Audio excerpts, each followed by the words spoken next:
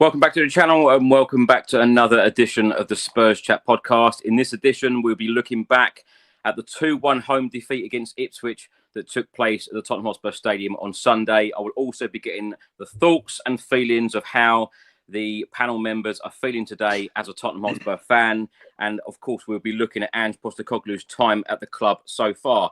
We're live on YouTube, we're live on X and also Facebook. So please do get involved in this stream. Tell us how you are feeling right now as a Tottenham Hotspur fan. Of course, had Spurs have won on Sunday, we'd be sitting third in the Premier League table, but that's not to be. We're sitting 10th. We're mid-table at the moment in the Premier League.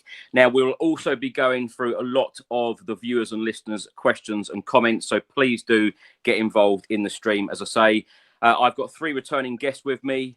We've got Mr. Box Office TV, Alex Davis, with us. Alex, how are you? Welcome back. Well, I've been on the beach, really. I was in Dubai last week. To be honest, I was chomping at the bit because some of the waffle I was hearing after the Aston Villa game is honestly the most funniest thing ever. I've got to be honest. But big up, Chris. Big up everybody everyone in the channel, and that's it. I'm glad I'm back on because I got a lot of flack after that show I did last time with you, Chris. Which, to be honest, is just standard for Mr. Box Office, like I say. I'm looking forward to this because I think I've been justified by everything I've said, and I started from this guy that everyone loves, and apologies for this guy, Ange Postecoglou. But we'll get straight into it, and that's it. Straight back to you, Chris. Alex, of course, we have you on because you do have a very different opinion to most that come on this channel. But as I've said throughout me running this YouTube channel, it is very important to get the views of everyone, how everyone feels right now. And let me just ask you, Alex, before we move on to the other guests, Mr. Box Office TV, why the name? It's funny. The strapline's this. I don't do what is it? X or Twitter. I don't do Instagram. I don't do any of these other social medias. I only do YouTube and make it Box Office. That's the reason why the name came from Mr. Box Office, and that's it. And it's grown from the main event, the Professor of Truth and Entertainment, the ratings killer, the badass of YouTube, and the people's champion, everyone's guilty pleasure, the people's nightmares as well, because they don't really want to hear, because the truth hurts, like I said. Because I'd say it how it is, and that's it. Especially about my club since Pochettino left, and that's it for me. Because it's been a disappointment since. Let's be honest, it's been a disappointment for quite a while, to be honest with you. So, like I said, I don't really want to go too much because I think it gets a bit boring sometimes. It's getting very boring right now. You know what I mean? Because I'm saying the same things I said 4 years ago before last time I was with you, Chris. Ironically, when Mourinho came in, I told it's the worst mistake of Tottenham's history. Look who's right there, Mr. Box Office again. But I don't want to get started because it's a long show. You know what I mean? I'm getting too warmed up. You know what I mean? Maybe it's because I went to gym to bench. You know what I mean? That's what I've been doing the last couple of weeks. That's why I'm getting a bit big. You know what I mean? You know, because I've been waiting for a long time. You know what I mean? That's why I'm not married. But anyway, back to you, Chris. I'm done. I'm only getting started. We'll come and talk about the football in a second, Alex. Great to have you here. Back with us also is Gary Maloney. Gary, you wanted Alex on this evening. You were messaging me last night saying, get Alex on. We've just lost to Ipswich. The perfect guest on the podcast would be Alex. Love it. How are you? I'm brilliant. Even better now, Mr. Box Office has given us his introduction. I mean, if you're bench pressing Box Office now, you need to come gym with me, mate, and I'll show you. Because, I mean, I'll give you my nickname. My nickname's Big G, and I'm only 5'8", so work that one out. Gary, great to have you. But listen, look, I'm all good. Apart from the result, I'm great. It is what it is. Look, we'll get into it. Tottenham, the most unpredictable club probably in the Premier League. It's fair to say, and probably has been for the last 100 years. So, you know, we'll have a discussion about it, and we'll go from there. Back with us also is Gareth McGuiness from Ireland. Gareth, how are you this evening? All good, Chris. Good to be on the Spurs Chat podcast. Of course, a bit quieter here in my house tonight. No party, of course. Like the last time I was on, it was a bit of a disco theme. Spurs that beat Man City. Box Office was on the beach, and everything was looking rosy. But of course, we go and throw a Spurs and we lose the Ipswich. But look, that's just the way it's going at the moment. I wouldn't be too deflated by it. I think we've seen under Ange so far. There's been some great moments. There's been some low moments. Possibly the lowest, I think, on Sunday, because I can't think the last time we lost to a team that were in the bottom three or relegated. I know Crystal Palace, but Crystal Palace had a bad start. You'd expect Palace to be a mid-table team. They've been a Premier League team for a long time. Palace away can be a difficult ground for most, but Ipswich was a bad one. And look, we maybe we have to hit that rock bottom low of losing to Ipswich. They really go back, and maybe that will be the moment, Chris, that we start to build from there, because it can't start from any lower than losing to Ipswich. I think Ipswich are probably seen as the lowest in the league in the whooping boys. But they ran on the Spurs team that took them for granted. And that is an issue with this group. Leadership's going to be something we speak about tonight. But as I says, I wouldn't be too downhearted. I think if you look at a lot of coaches in the Premier League that are at the top clubs, they've had bumpy starts, they've had bumpy results, and they bounce back. So there's no reason why we can't do the same. I know we're going to look at previous managers, but we have to get away from that, Chris. We have to get away from previous managers. This is a different squad, a different manager, and we really have to stop thinking about the past and really start thinking about now and building for the future. Gareth, let's start the show with you. How are you actually feeling as a Spurs fan right now? Because as I said at the very start, had we have won at the Tottenham Hotspur Stadium on Sunday against Ipswich, we would be sitting in third place in the Premier League table. I think people would have been very, very happy. The Premier League table at the moment is extremely tight. 3 points difference, we could be in the top four.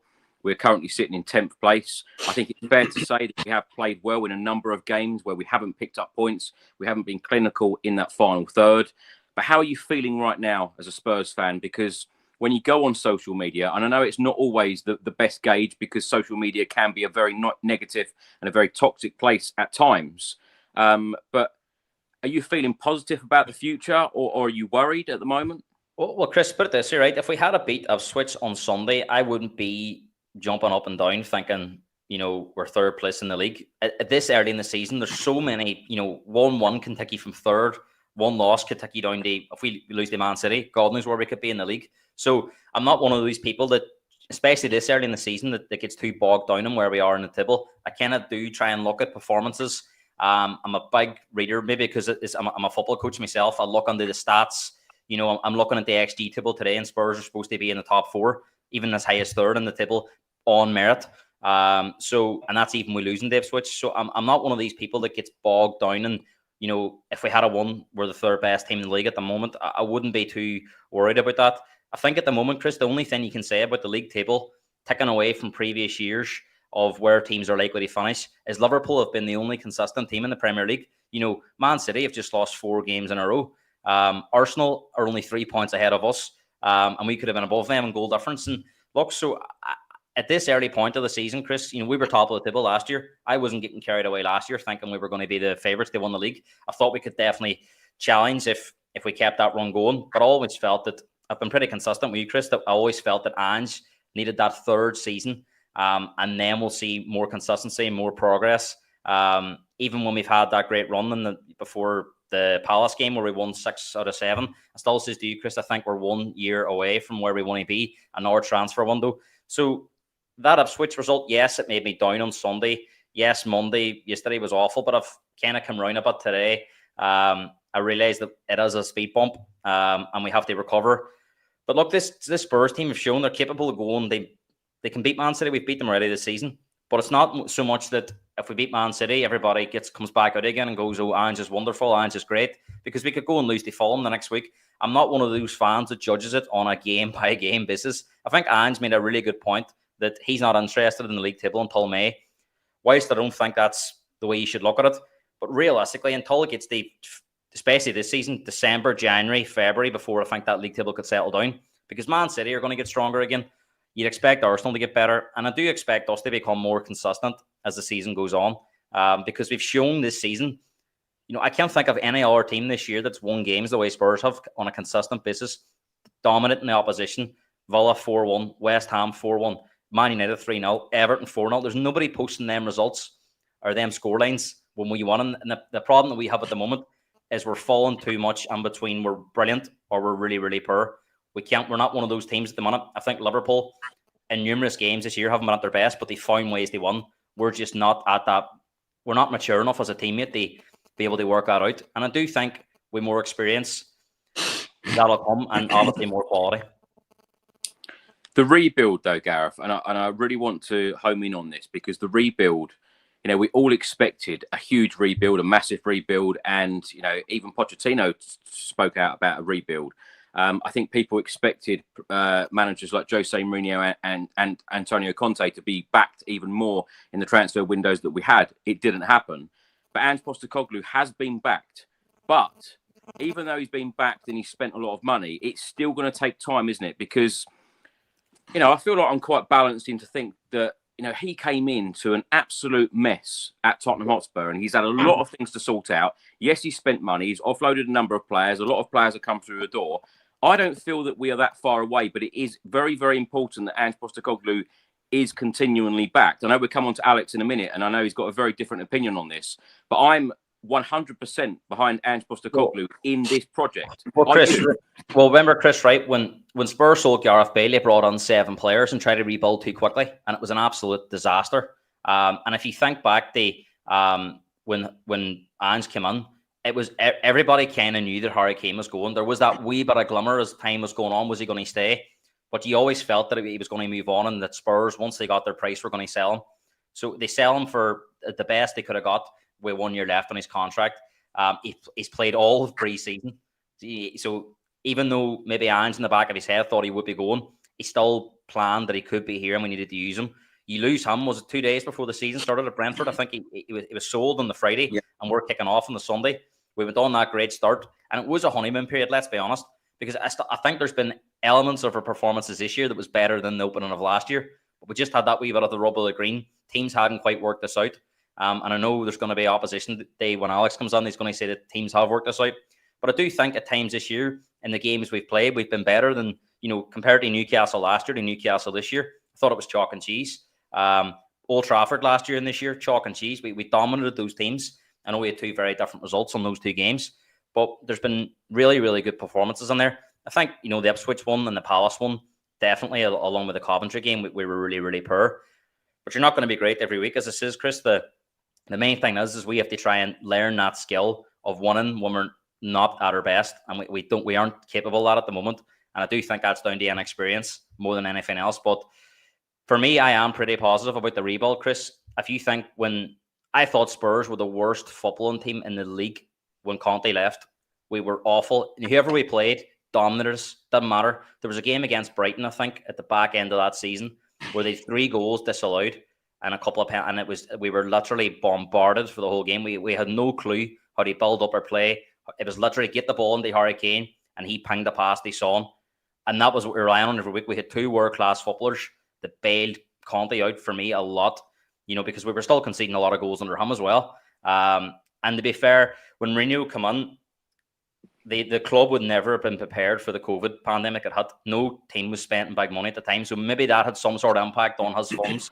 But in regards to Conte, I was never happy during the Conte era. I know we had that great run where we got top 4, but I was never enjoying watching the team. I thought a lot of it was down to us having 2 world-class footballers.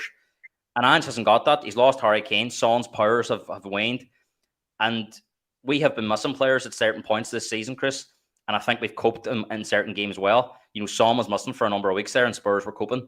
Whereas I think back in those days, if Harry Kane or Son didn't play, we were in big, big trouble. So this team doesn't necessarily rely on one player. Ange is building from the bottom.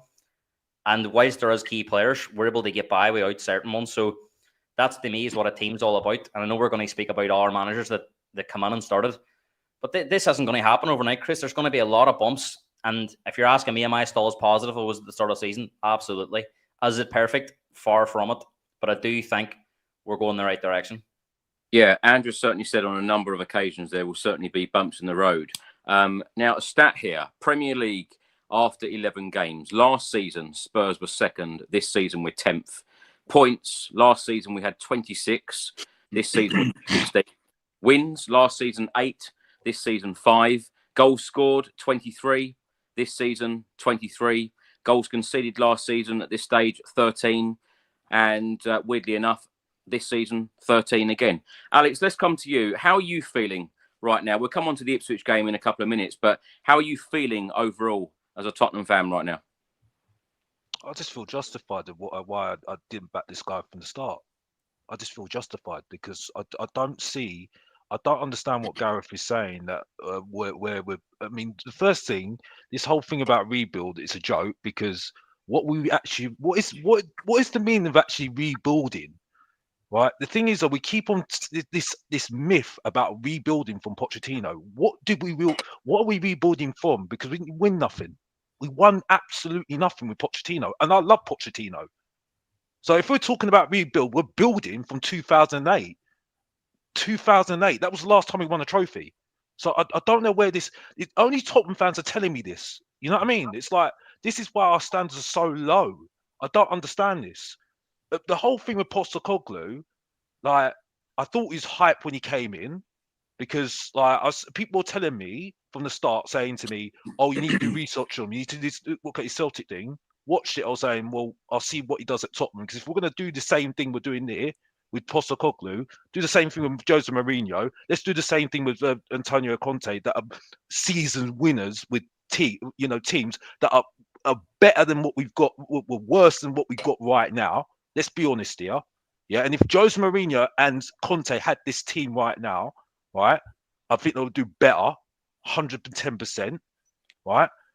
First 10 games was just a bounce, 100% all day long. Everyone was going over the top, and it was well over the top.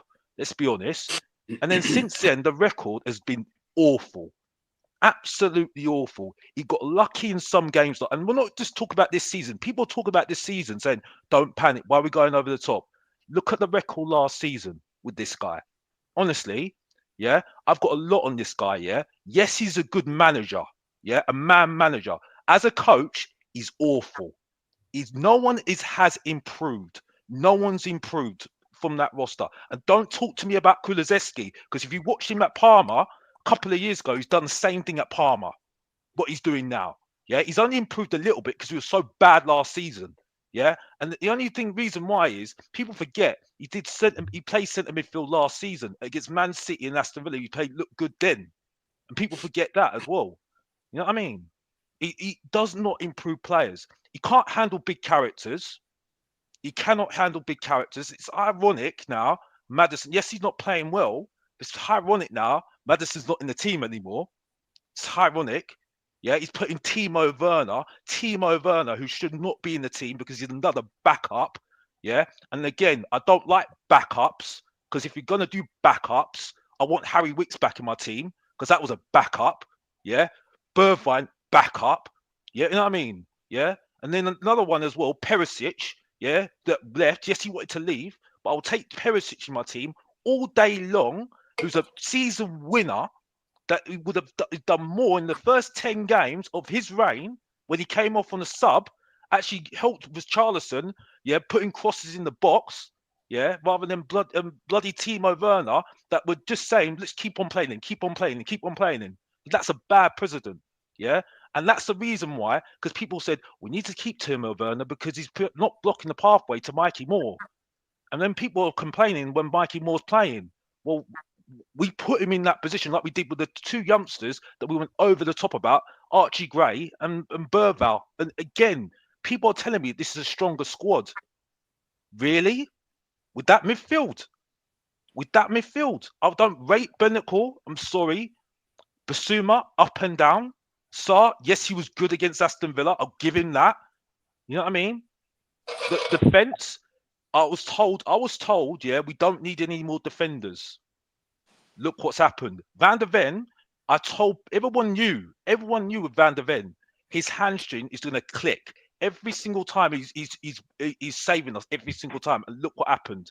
His hamstring clicked again. So, like, we knew this already. And the strike force, other than Son, who's got credit in the bank, is bang average. I'm sorry. Alderbert, everyone went over the top about him. Yeah. Johnson, tap him merchant. Don't get me started on him. Do not get me started on him. We went over the top about him. Yeah. Solanke, okay. He's okay, but we went over the top about him as well. I see the point, but that's it. But I would have taken Ivan Toney all day long, yeah, because he's got arrogance and swag. And you know what? When he misses a chance, I don't need to worry about him. If fans are having a go at him, I don't need to worry about him because he'll just say, "I'll show you. I'll put in the back of the net." But he went for the money, so I can't. That's not our fault. He's more money oriented, and that's it. You know what I mean? Alex, But like, I'm sorry. No, I just don't rate the team, and I'm sorry. This guy is no better than Pochettino, Martin Yole, and even Harry Redknapp. I'm sorry. Like, I just don't rate it, and that's all I've got to say, and that's it, really. I'm sorry, I'm putting it thick, but that's how Mr. Box Office does every single time. Back to you, Chris. I'm done. Alex, I'm going to try and break this down a little bit, but I know you're a regular at the Tottenham Hotspur Stadium, and you watch our team at home.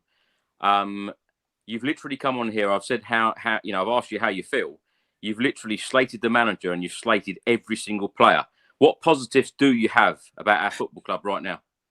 The only positive I've got is that good food. The only positive I've got is that I went to Dubai last week and I can zone out very easily. And I love going to the stadium to watch football. That's it. That's the only thing that's good about Tottenham at the moment. But at the moment, I cannot say anything good really that much because at the moment I do not see.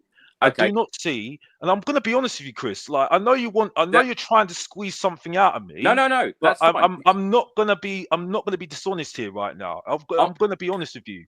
Like you tell me. Right, what have we improved from last season? Because I think we've got worse.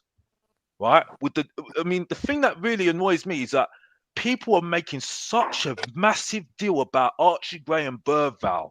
Yeah, saying we're better with them. Oh, they're this, they're that, they're this. The club come out and said, "Oh, we don't need any midfielders. We don't need any midfielders because they look good in training." All of a sudden now. Don't see them in games. Like the only time they get on the pitch is when we win games. Like when we won the game, when the team's completely done, Archie Gray's coming on. Yeah. In Europe, he's getting absolutely done. He's getting absolutely done in Europe. Yeah. Bergvall, another one. Yeah. He's got a little bit of arrogance about him. He's not even using him. They both need to be on loan. Yeah, it's like the whole thing about our youngsters last year. I was told we got the class of 92. You have somebody that you had on this channel, Johnny, that was telling me, on channel, was telling me that was the class of 92. Look what's happened. Most of them have gone on loan. Don't even see them. Yeah, but we didn't see that with Pochettino. You wouldn't see that with Martin Yole. They played the youngsters. You see what I'm saying? So I don't know what we're all about. Like I said, like for me, right? We are a mid-table club, right? I expect us to either get 7th and that's it. You know what I mean? And that's it. Our away record is awful, absolutely awful. You know what I mean? And we've got no leaders in our team because Sonny's not a captain, right? We've got no composure because whenever things go wrong, it's shown it. Crystal Palace, Ipswich, right? And Brighton. Right, you see what happens when things go wrong. The composure completely goes.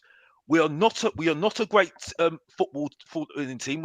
We are a counter-attacking team. That's why Aston Villa made the mistake of playing from the back and putting playing to our game. And Sarr, to his credit, did well. And we counter-attacked them because we pressed very well. And that's it. That's one thing I'll give positive to. That's one positive. We do press very well, right? And because we pressed very well, that's what we got at Aston Villa. But we are a counter-attacking team, yeah? And I think what Ange Postecoglou needs to realise, we need to just carry on doing that. We need to adapt. And he doesn't want to adapt. And that's it. He doesn't even use Nick Montgomery as a coach who's a player development guy. He's well known for player development. We're not even using him. And that's it. So for me, I don't rate the guy. I'm sorry. He's not proven anything to me. And he talks way too much, Chris. I'm sorry. That's just me. Yeah, I'm sorry. I know your audience I'm not used to me being a person being open and honest, but this is me. And that's all I'm going to say. And that's it. Back to you, Chris. I'm done.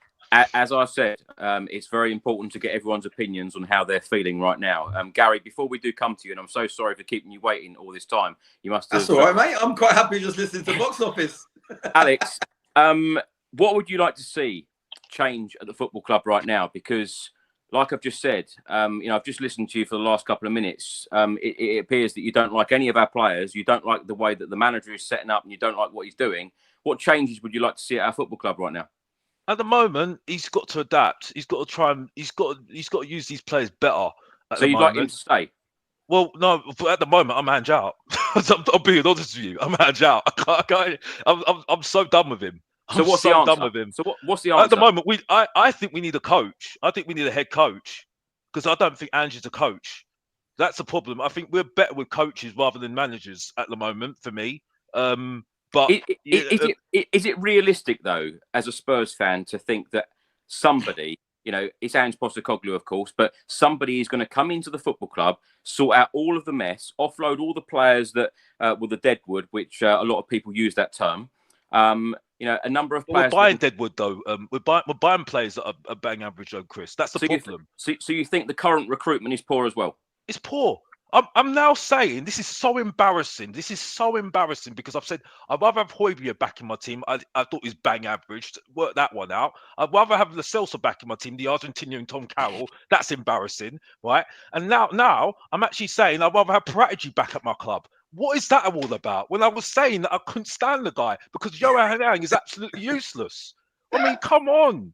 This, like I say, hindsight, being a Tottenham fan is a beautiful thing. Like I said on my channel, Mr. Box Office TV. You know what I mean? Like and subscribe, like I said. If you don't know, get to know. But the point is, yeah, right? It's like, it's like this is the thing. You know what I mean? And this is what I have to do every single time when I talk about Tottenham. Back to life, back to reality. That's what I have to do every single time when we lose a game, because it's back to reality for Tottenham fans every single time when we talk about when Tottenham do this every single time, because everyone has a go at me, right? And then when they come back to me, they say, oh, we haven't got leaders. Oh, I said that. Oh, we haven't got no composure. Oh, I said that.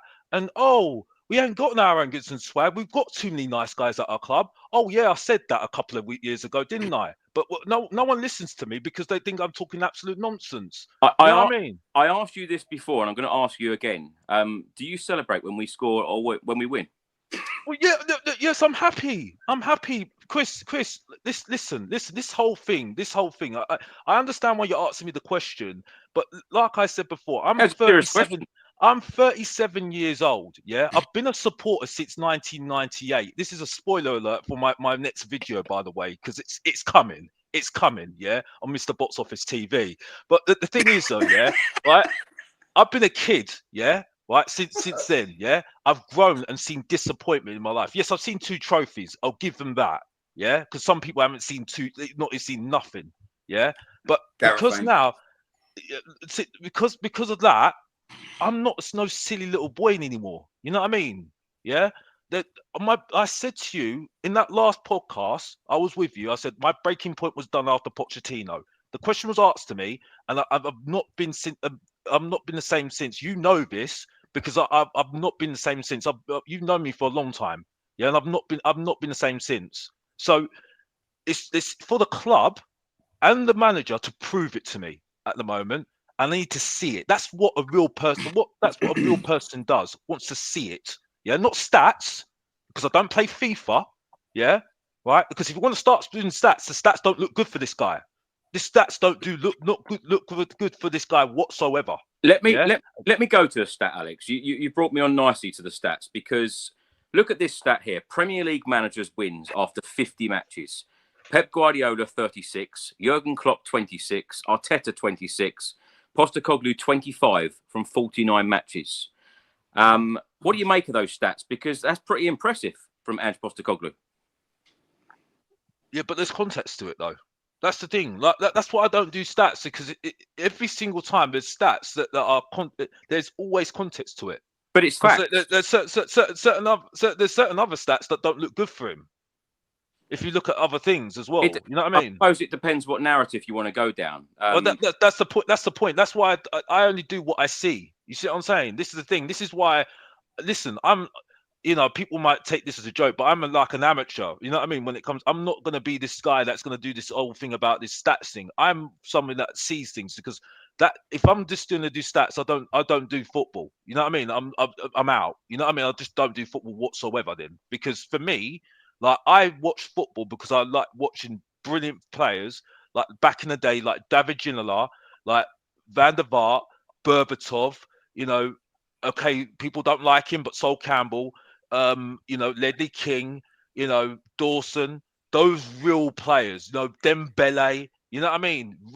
Harry Kane, even though he's a loser because he hadn't won no trophies, but he was 100% our best striker, by the way. And it's one of the reasons why I called Erling Haaland above average John Carew without the goals. Yeah. But because we had Harry Kane, because if Haaland doesn't score any goals, what does he do? You know what I mean? Nothing. You know what I mean? So, but now I can't even say that. Now I've got to appreciate him because our strike force is embarrassing enough for me not even to say anything there.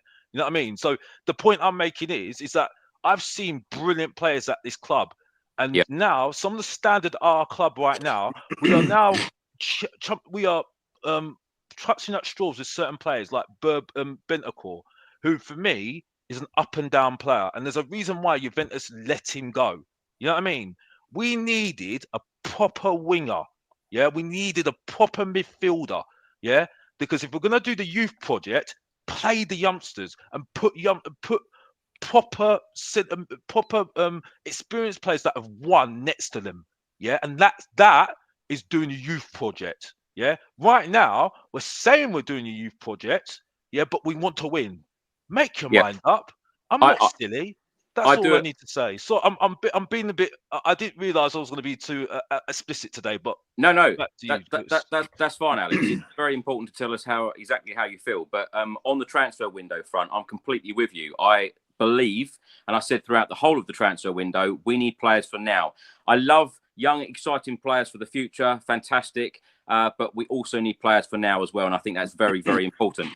A couple of people in the chat have already said that I've cherry-picked stats. We don't do that on this channel, and this is probably why we are the most watched and listened to Tottenham fan channel on YouTube, because we do add the balance. You know, we give the good stats, we give the negative ones as well, and that is why we are balanced on here. So I'm going to put these stats on screen. Nuno's record in the Premier League at Tottenham versus Ange's record this season in the Premier League. Nuno, 10 games. Ange Postecoglou, 11 games. Wins, 5 each. Points, Nuno, 15. Ange, 16. Points per game, Nuno 1.5 and Ange Postecoglou 1.45. When you look at those stats, they aren't impressive. Gary, I'm so sorry it's taking so long to get to you. You know, we're 33 minutes in. You've not even spoken yet, so apologies. That's all right. It makes a change. It's good. How are you feeling as a Spurs fan right now? Are you feeling positive? Are you feeling like, you know, optimistic for the future, or are you worried about you know, this time under Ange Postecoglou? Do you think that we've moved forward as a football club in the last 18 months or so?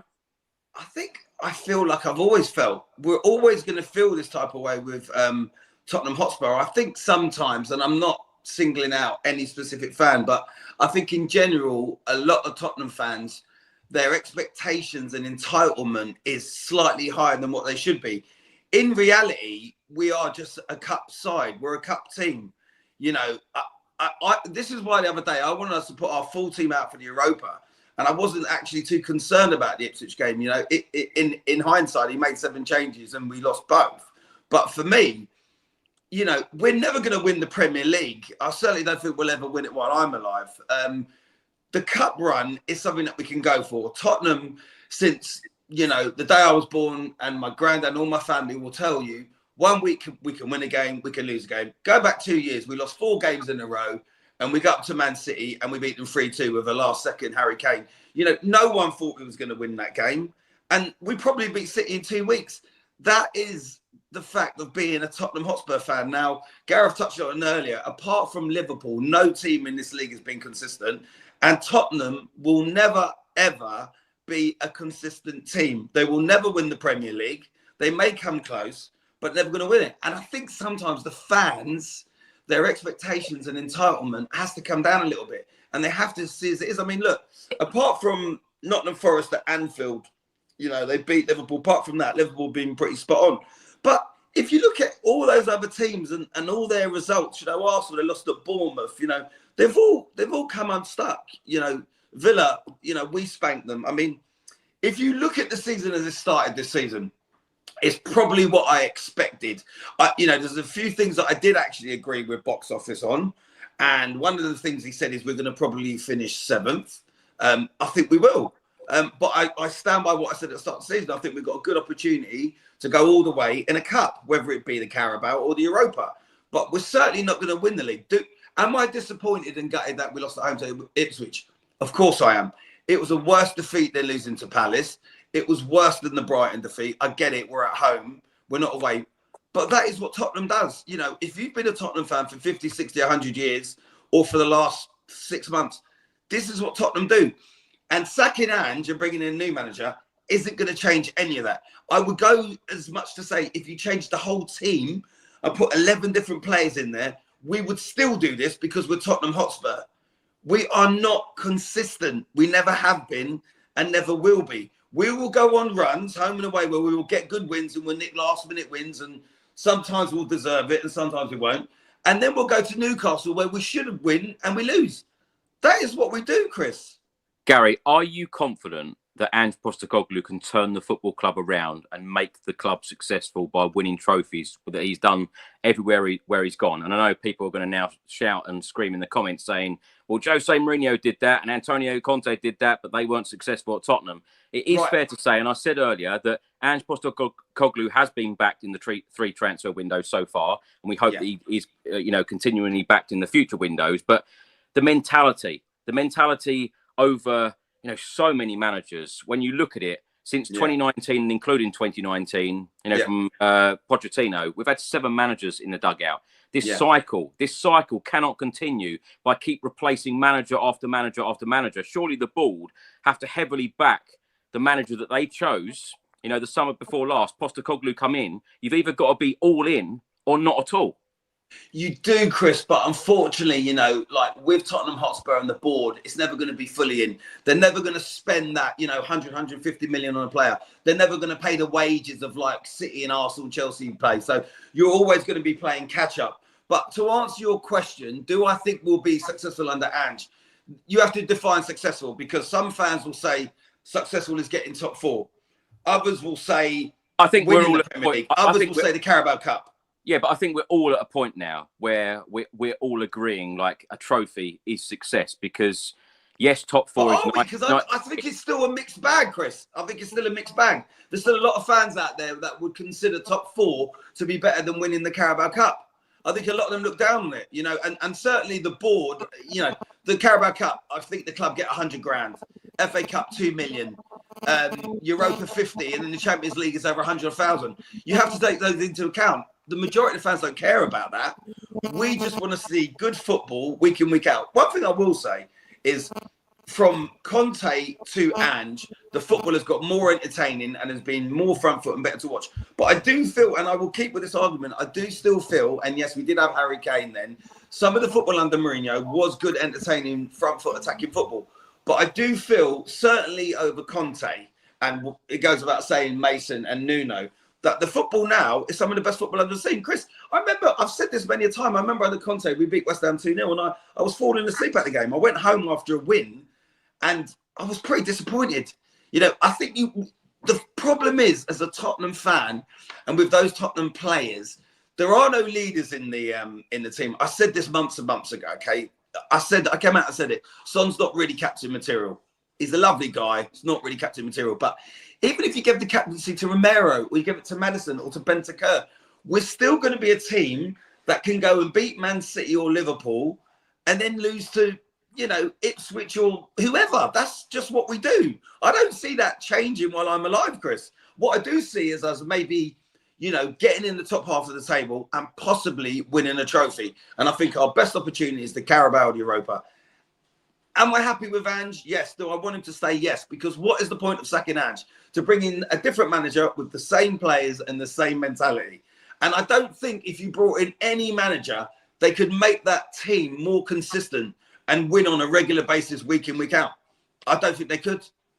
Gary, just want to talk about the board for a second, because you mentioned something that I've heard a lot on radio shows and various other places in the last couple of days, conversations I've had with certain individuals as well. A report come out today. CBS Sports have stated that Spurs are now the 3rd most profitable sports team in the world. The match day revenue has grown. It's risen 118% between 2014 and 2023, from 42 million to 118 million, meaning that Spurs are the third most profitable sports team in the world, behind New England Patriots, who are second, and Dallas Cowboys in first. Now, when you talk about Spurs not going out and spending £100 million on a player, like Arsenal did with Declan Rice, do you think that ever that will happen at the club? Because the stadium in 2019, when we moved in there, that was meant to be a game changer. There is a lot of money coming into the football club now. Do you think that we will ever be in a position in the very, very near future where the club will have that model, where we do go out and spend on huge players, superstar players? And we've spoken out, you know, on a number of podcasts before in the last couple of years about who you got excited about most, you know, signings coming in the door. Mine was Klinsmann in '94. That's a long, long time ago. But do you think the Spurs will be in a position to do that? Because it was kind of sold to the fans that that was going to be the case. Well, to answer that question, I think Tottenham could probably already be in a position to do that, but they won't. And I don't think they ever will. So that's the first thing that fans need to understand and realise. We are never going to go out and buy players and spend the money of the City, Liverpools, Chelseas and Arsenals. That's never going to happen. So that's the first thing. Our expectations need to come down a little bit. After that, you need to just grasp the fact that we are Tottenham Hotspur. And as much as you love the club, you know, and you have the highs, you're going to have the lows. We are never going to be that predictable team like Liverpool or Man City. Not in our lifetime. It is not going to happen, Chris. But do I generally, honestly, hand on heart, think while I'm sitting here on this podcast, can we win a trophy under Ange Postecoglou? 100%. And will we win one under him? 100%. Are we going to get top four? No chance. Are we going to win the Premier League? No chance. You know, box office will be, you know, 89 saying, if you don't know, get to know. And we still ain't going to have won the Premier League. And we never will. You know, he's probably retired living out in Dubai, bench pressing. We still ain't won the Premier League. Listen, this is just the fact, you know, and as much as people are upset and angry and stuff with our performance at home to Ipswich, in 2 weeks' time when we go and beat City, a lot of the fans will be celebrating and happy. But listen, like we've all said, and Box Office said it, and Gareth said it, we're going to get these great results, Chris. You know that more than anyone, Chris. You've seen us beat the big teams, then go out the cup to small teams. That is what this club does. You know, we're not predictable, we're not consistent, and we're never, ever going to be. Ange Postecoglou, Gary, said the other day, I need to fix it. I need to fix this part where the team is inconsistent. Do you have faith in Ange Postecoglou for him to sort that? Listen, what I have faith in is us getting some really great results, you know, those last minute winners and putting off some wins where the fans don't expect it. And then also what I expect is to lose to a club like Ipswich. That is what we are always going to do, Chris. It's never, ever going to change. And I'll tell you the reason why it's never going to change. Because the board is not going to back the manager, which then filters down to the players. So when they're not got Pep Guardiola and spending the sort of money that club and team is, it starts from the top and goes down. We're never going to have it like that. It's never going to be that because we're Tottenham Hotspur. We're not City. We're not Liverpool. We're not Arsenal. We're not Chelsea. But what we can do is we can have some great wins, and I'm confident we can win a few trophies. Yes, we can do that. But we're not going to be winning the Premier League, and we're not going to be consistent week in, week out. And Chris, you know, you shared a video a few days ago with Tim Sherwood 10 years ago, and it's identical to the conversation Ange had after the Ipswich game. It's no different. And if you went back 20, 30 years ago, it would be exactly the same. This is my point, though, Gary. That video from 10 years ago where Sherwood come out and said that there were no leaders on the pitch, and it was very, very disappointing that some players didn't care about the defeat. That has to change. That mentality at the football club has to change. I believe that Ange Postecoglou is changing it at the moment. I believe that he will change it at the football club, but it's just whether he's going to get the time. Gareth, let's come to you because I know you're a big Ange Postecoglou fan, and I know you're a big fan of what's happening at the football club. And, you know, it is fair to say a lot has happened. A lot of changes have been made, even in the last 12 months at the football club. Just want you to react to what Alex and Gary have said about a number of subjects that we just mentioned there. I think Gary makes a lot of good points there. Like he's going through the history, and I think you'd be lying as a Spurs fan if you thought it's going to be any different based on that history. And I think Gary's probably a bit scared by it. All these kind of false dawns. Yeah. But just because they haven't won a league in 60 years, you know, this is a team that was in the Champions League final five years ago. So they've proven they can get the latter stages of a Champions League. I know it was a one-off. So there's no reason why, with the right coach, the right players, that they can't start challenging the top teams, because they did it under Pochettino. So what's they say that they can't do it under this manager? You could argue Man City now are on the brink of Pep's. You're not going to be around much longer, you think, at Man City. So that Man City force is going to wane. Whoever comes on there, Man City aren't spending like they were years ago. They've went from, yes, they spent all that money, and they're obviously under a lot of charges now coming up in the court case, but they have become a self-sustaining club. You know, they're selling players for big fees and reinvesting it. And I think over the last 3 or 4 years, Man City are like mid-table for net spend in the league. So they've went about it that way. The rules don't necessarily allow that anymore. That's why Newcastle are struggling. But Chris, look, they say that they won't spend 100 million on a player. That's probably right, because they haven't done it before. But they have spent 60 million on Solanke. They have spent 50 million on Brendan Johnson. And I'm not saying 100 million pounds, Gareth, is the answer, because we have seen, you know, sometimes when teams, including Spurs, go out and spend big, it doesn't always work out. It's not always about the money. Well, that's it. But I think Ange has been back to a certain degree. Like Alex made a number of points there about, you know, it's not FIFA stats. I thought it was the transfer window FIFA when Alex was talking about buying defenders, buying midfielders, buying strikers. It's just not all going to happen in one window. It's impossible. Just can't go and buy 11 new players in one window. You know, you have to, you know, what was the priority position in the summer? We needed a striker. If we hadn't assigned Solanke, we would be sitting. We were Richarlison injured. Son's been injured. Who would be playing as a striker? You know, that was the area that needed addressed most. Because if we hadn't have signed Solanke, we would have been in big trouble. And, you know, in reference to Ivan Toney, I think Ange made a great point about this. Ivan Toney made his decision based on money. I'm not sure if Spurs were interested in him or they ever made a bid, but he definitely had Premier League interest, and he chose the Saudi Arabia. He chose the money in Saudi Arabia, and Ange has said already, he doesn't try and convince players to come here. They have to want to come here. They have to want to be, you know, they're not interested in, oh, I'll play for you if you're in the Champions League. Every player that's joined Spurs under Ange just came because they wanted to come. And I think that's the right player DNA you want at the club, not somebody coming for a payday.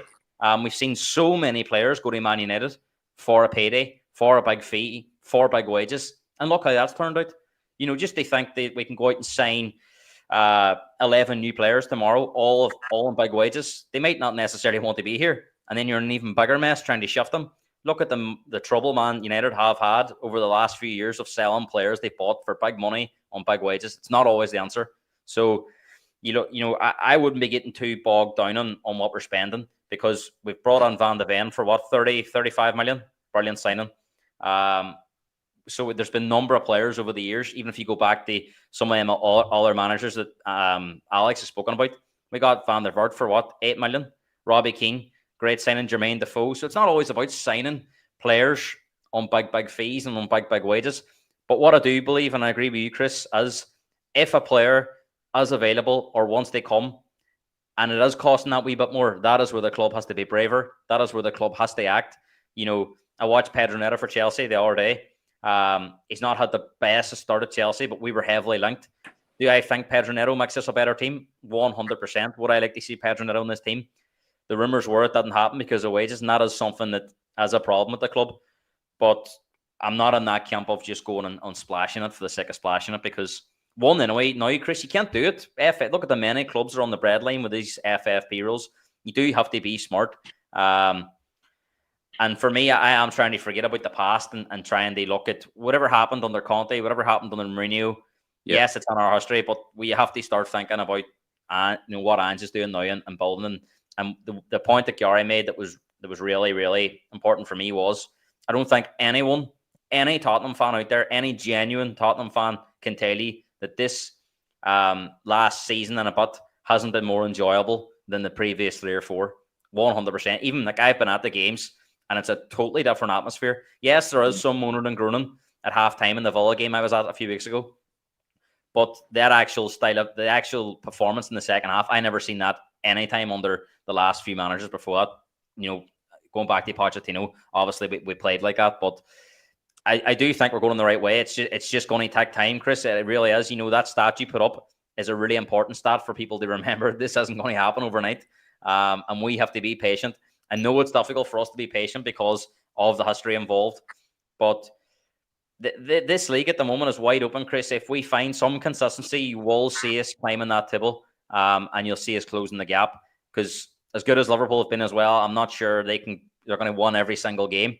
And the other teams at the moment haven't really convinced me. So I think there's much life left in this season. And making knee-jerk decisions in November. We've done that before, Chris. We've sacked Pochettino. We've sacked Mourinho before a cup final. We've sacked Conte and left Stellini in charge. Whilst I didn't like Conte, whilst I didn't like Mourinho, there's evidence to suggest that was a wrong decision. So, making a big decision now on Ange after 10, 11 games of this season is crazy. We really have to get behind a manager, get behind the club, and hope. And look, I wouldn't say hope. For me, I do see genuine improvement in our style of play. Yes, we've got so much inconsistency in our players, but people, you have to remember, this is a young Tottenham team, and the only way they're going to improve and learn is by more games, more experience. And you have to deal with setbacks and bounce back. That Ipswich game for me has to be the low point of this season. It really can't. We can't be going. When we play Leicester at home, we can't be losing to Leicester at home. This has to be a one-off, a massive learning curve, and take it into the next few games. Because for me, Chris, the season usually starts now after this third international break. There's going to be games coming thick and fast, no real breaks, and we have to manage it as a squad. My expectations this season, Chris, is, if we finish, Gary was saying 7th, I would be very disappointed with that, because I do think we're capable of more. For me, we need to be knocking on that door of the Champions League. We need to be competing in the cups. And the only reason I don't think that we're going to be beaten in a cup is not down to our quality, not down to our ability. It's down to our mentality and our lack of leadership. And that's one thing I do agree with Alex. There is a lack of leadership, and I don't think any Tottenham fan could tell you that there is. But that isn't something you can go and buy. Lloris was a World Cup winner. Romero's a World Cup winner. They've been here a long time, and they haven't been able to improve that. That is something we can only learn as a team. It's not about going and buying a player that's won at Real Madrid, because all these players that we've had have come on and won trophies elsewhere. We have to win something as a team, and only then can we shake off that Spursy tag. And Ange, to be fair, Chris, last point I'll make on it, what I like about Ange is, after that defeat, you could see he was hurt. Yeah. But what he says was, I'm taking responsibility. He didn't blame Daniel Levy. He didn't blame the players. He didn't blame the club. He blamed himself. He's taking the responsibility. He's not setting the place on fire. He's not, Mourinho and Conte are doing interviews elsewhere. Conte's interview before it went, whilst Tim Sherwood's one is similar, I think Tim Sherwood did it out of sheer hurt. He's a Tottenham fan, a Tottenham boy. Look, I'm not his biggest fan, Tim Sherwood, but what he says, it came from the heart. I don't think Conte's was from the heart. I think it was more self-preservation, protecting himself, because it wasn't working, and he didn't want to admit that he wasn't getting the absolute best out of what we had. The tactics were shocking. The football was unwatchable. And I remember that game Gary talked about, the West Ham game. He fell asleep during the game. I think Gary says he nearly fell asleep. So, that was all Conte. Nothing to do with the board, nothing to do with anything. Yes, he could have had more support, but at the end of the day, he had a good enough team. They produced better football than what was being produced. And if you look at Napoli, yes, they started well, but I think that the Serie A pundit the other night says Napoli was anti-football, and I don't want to see that at my club. So, look, Ange just says he'll fix it, and he's put big pressure on himself, saying he's going to deliver. But as I says to you, Chris, it's all about trying to change the mentality, and you have to give him credit for that. That's exactly what I wanted to ask you about, the mentality, Gareth, because you mentioned Conte there. Of course, he was at breaking point after that Southampton game. That was very clear, very evident of what he said. But I do get the fans' frustration. Of course, I was frustrated on Sunday. None of us want to lose a football match, particularly at home, particularly to a newly promoted club, particularly to some team that has not won in the Premier League all season so far. 5 draws, 5 defeats. Even on my intro of my fan cam video, I actually said there's 2 terms I hate: Spursy and Dr. Tottenham. And we don't want to see any Dr. Tottenham today. And of course, that's exactly what happened. But with the mentality, I feel like Ange Postecoglou wants to come in. He wants to change the whole mentality of the club. He realises what a problem it has been, throughout the number of years, throughout the tenure of so many managers at the football club, certainly recently, since Pochettino, 7 managers, as I've stated, including him. The mentality, Gareth, I think that a lot of people, naturally think about the results. It is a results-led business, but there is a lot going on behind the scenes with Postecoglou trying to get the right mentality installed into this football club, isn't there? Well, that's it, Chris. Ange has also come here because he wants to be here.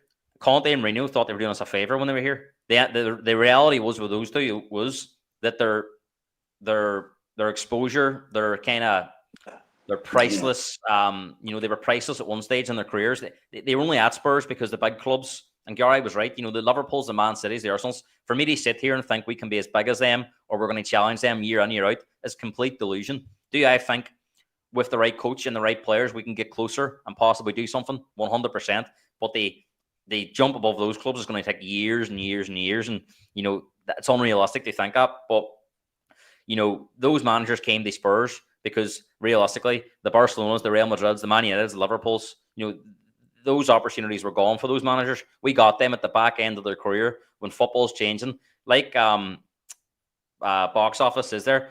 Spurs, one of the best things. I think I could see what he was trying to mean about the counter-attack. It's not counter-attack, it's counter-pressing. Spurs are one of the best counter-pressing teams in the league. When they box teams in, they can win the ball back and they can pen them in. As opposed to under Conte, it was more counter-attack, and Mourinho, it was counter-attack where we were on the back foot and we played those long balls on behind. But the actual counter-pressing's been excellent. And when we get it right, we're a real force. But look, Ange wants to be here. He said numerous times this is going to take time. Even when we were on that great run, those first 10 games, he wasn't getting carried away. He was saying this is going to take time. And for me, the interviews he does, I think he gets a lot of criticism at times for it. And I can understand why. But I do think he is saying one thing to the media and saying a different thing to the players. I think John Terry says that Jose Mourinho, when he first came to England, used to do the same at Chelsea. He used to say one thing to the media and tell us a different thing. I don't think he's kind of putting that pressure on the players and the changing room. I think he's kind of trying to change the mentality of the fan base as well. The Man City thing last year really, really hurt him. That's one thing as a club we have to look at. You'll get fans saying that we're a small club mentality, but those are the same fans. Not every fan. I wasn't one of them that wanted us to lose to Man City to stop Arsenal winning the league. We have to think about ourselves, not what's happening across the road. So it's very extreme though, Gareth, isn't it? When we win a game and win it well, everyone is up here. When we lose a game, everyone is down here. There doesn't seem to be any middle ground. Well, that's it. I'm as high as I was after Aston Villa as I am after Ipswich. Yes, I was frustrated for a few hours, but from one game to the next, I'm not judging it. I'm looking at this now. We really need to judge this at the end of this season. Hopefully, Ange is still here. And I think after 2 years, you can give it a fair judgment call. Has there been progression? Has there been regression? And is there warrants for a third season? Look, and I'm the first to hold my hands up. Chris, I was Mr. Negative. I was probably a bit like Mr. Box Office at times during the Conte, during the Mourinho, because even when we won, I was never happy because I could never really see where it was going. And look, everyone's entitled to their opinion. I feel totally different this time. I feel like we are going in the right direction. But I'll be the first to hold my hands up. If in May we're sitting 6th or 7th, I'm not going to sit here and be delusional and say, oh, we're making progress. I'll be saying, look, Ange would be very fortunate to get that third season if we aren't in the top 4, top 5, and if we haven't reached at least a final or won a trophy. There is calls to say, why should he get a third season? But for me, you need to give it to the end of the season. There's only 10 games played, and you can look at fixtures. Arsenal have had tougher fixtures than ours. Maybe I've seen some of their fans say. Realistically, Chris, this season in the Premier League, every game has been a tough game. Arsenal struggled against Leicester, struggled against Southampton, licked goals, won them those games. So look, there's no easy game in the Premier League. Doesn't matter who you're playing. If you're 10% off your game, you're beatable. Man City have just lost to Bournemouth, lost to Brighton, lost to Spurs in the cup. And you'd expect Man City to run all over those teams. But and they're supposed to be the powerhouse of the Premier League, and they've struggled. So for us to be getting carried away about one result against Ipswich and thinking that there's been a real regression composed of maybe winning against Ipswich, let's judge at the end of the season and see where we're at. I still think we're more than capable of finishing in the top 4. I think the Man City, Arsenal's and Liverpool's will be your top 3. I think Man City will definitely get going. Arsenal will get going and Liverpool will be there as well. I think from fourth down, like we've seen what Villa are capable of. We've destroyed them the last 2 times we've played them. Villa, maybe a bit more consistent than us, but we're definitely capable of finishing above them. Newcastle, we're capable of finishing above, and Chelsea. I think Chelsea, 1 week are good, next week not so good. So there's definitely an opportunity. And with the League Cup, Chris, we're still in a decent position there. And I still think we can have a great run in Europe. But the only thing that worries me is the mentality, which you mentioned. There's no evidence to say, even if we were playing a team we're expected to beat in a final, you couldn't wholeheartedly back Spurs to do it, because we've had so many opportunities in the past and even under Ange in certain games where the door's been open and we've dominated a team. We tend to find a way to lose. We tend to find a way to snatch defeat from victory. And that's something that's really going to have to improve, because you're going to come unstuck at some stage.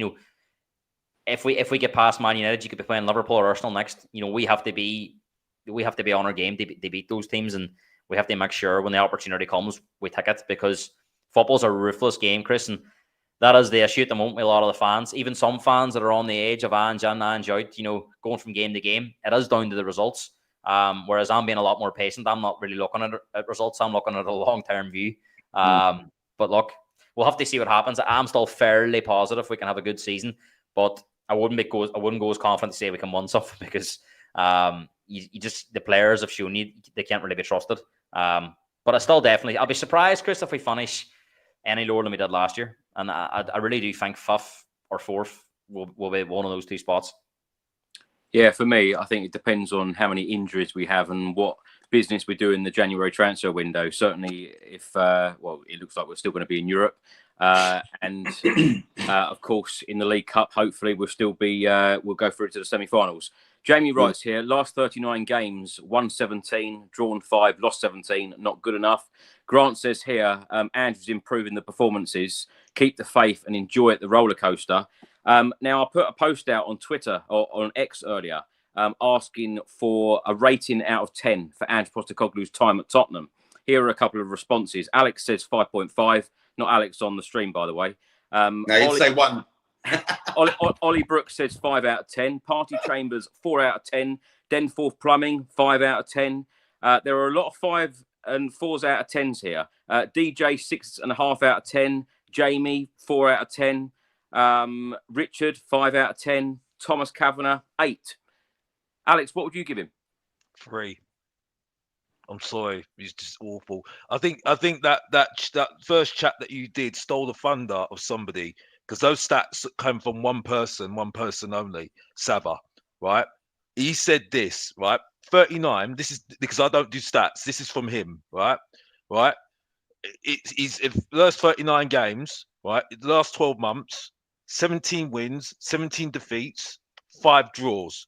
Yeah, last 10 defeats in the last 18, right? 5 defeats in 11, 4 away wins in 2024. Now, like I say, the stats. I mean, I know people can say that manipulate the stats. I can see that. People can say whatever they want, but these numbers are not great, and these numbers are no better than Conte and Mourinho, right? And we chastise them, yeah.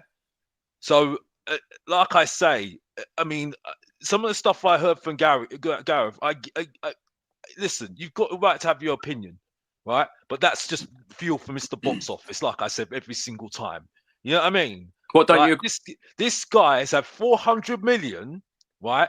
And he's brought in Timo Werner twice. That's a sackable offense in itself. I'm sorry. Yeah, I'm not a Timo fan.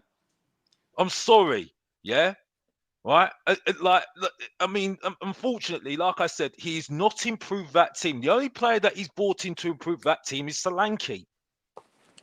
And I'm sorry, no one's telling me that you can't get any better than some of these players that we've got at the moment, because my boy Asthmatic that I go on Spurs Kings TV gets me players for free.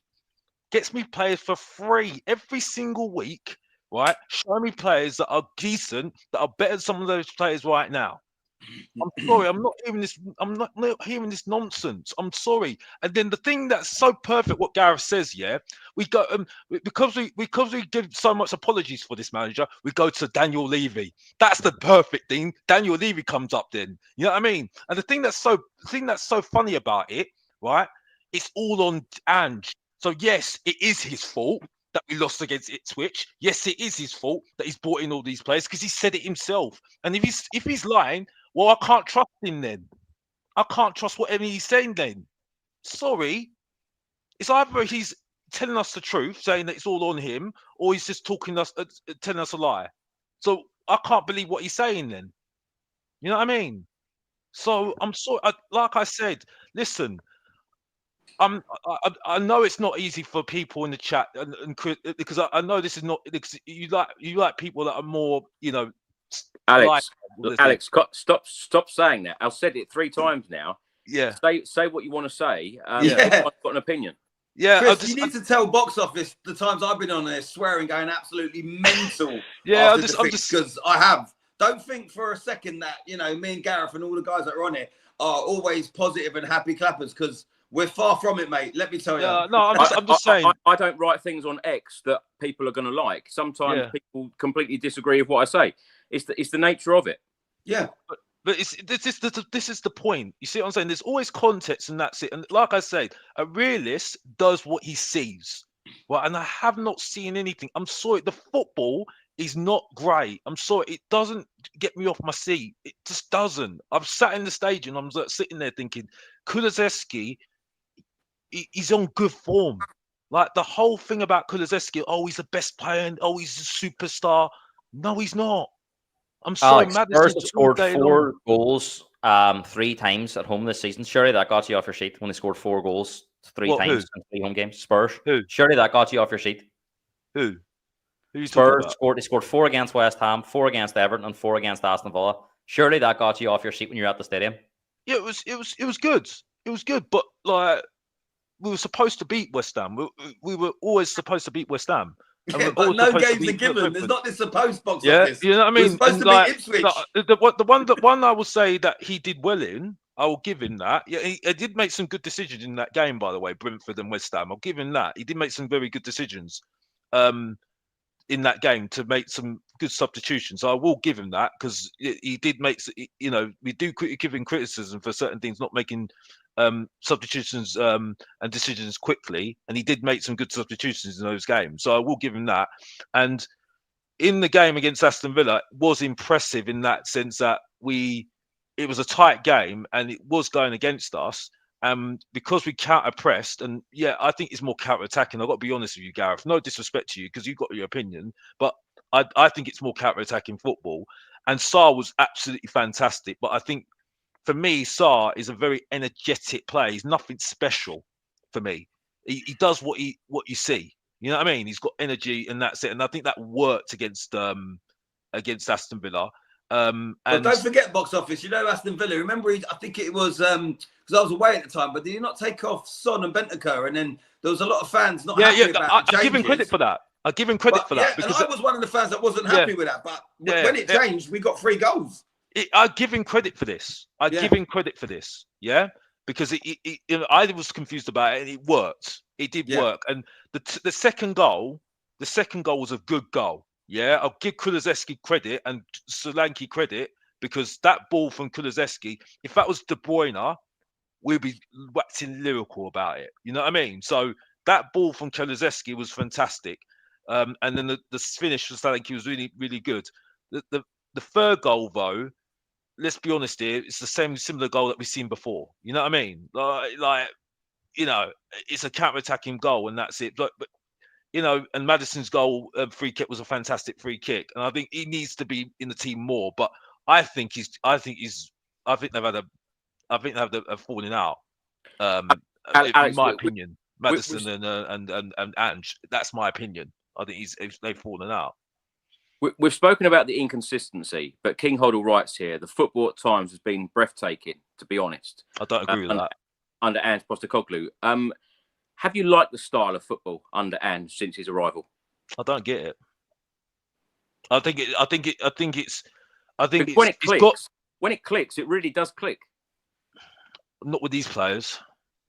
I think at the back, it's cool, it's good, you can see it, but I think, unfortunately, because of the players that we've got, I think there's too much messing around with certain things. I think I just think we haven't got wingers. I don't like.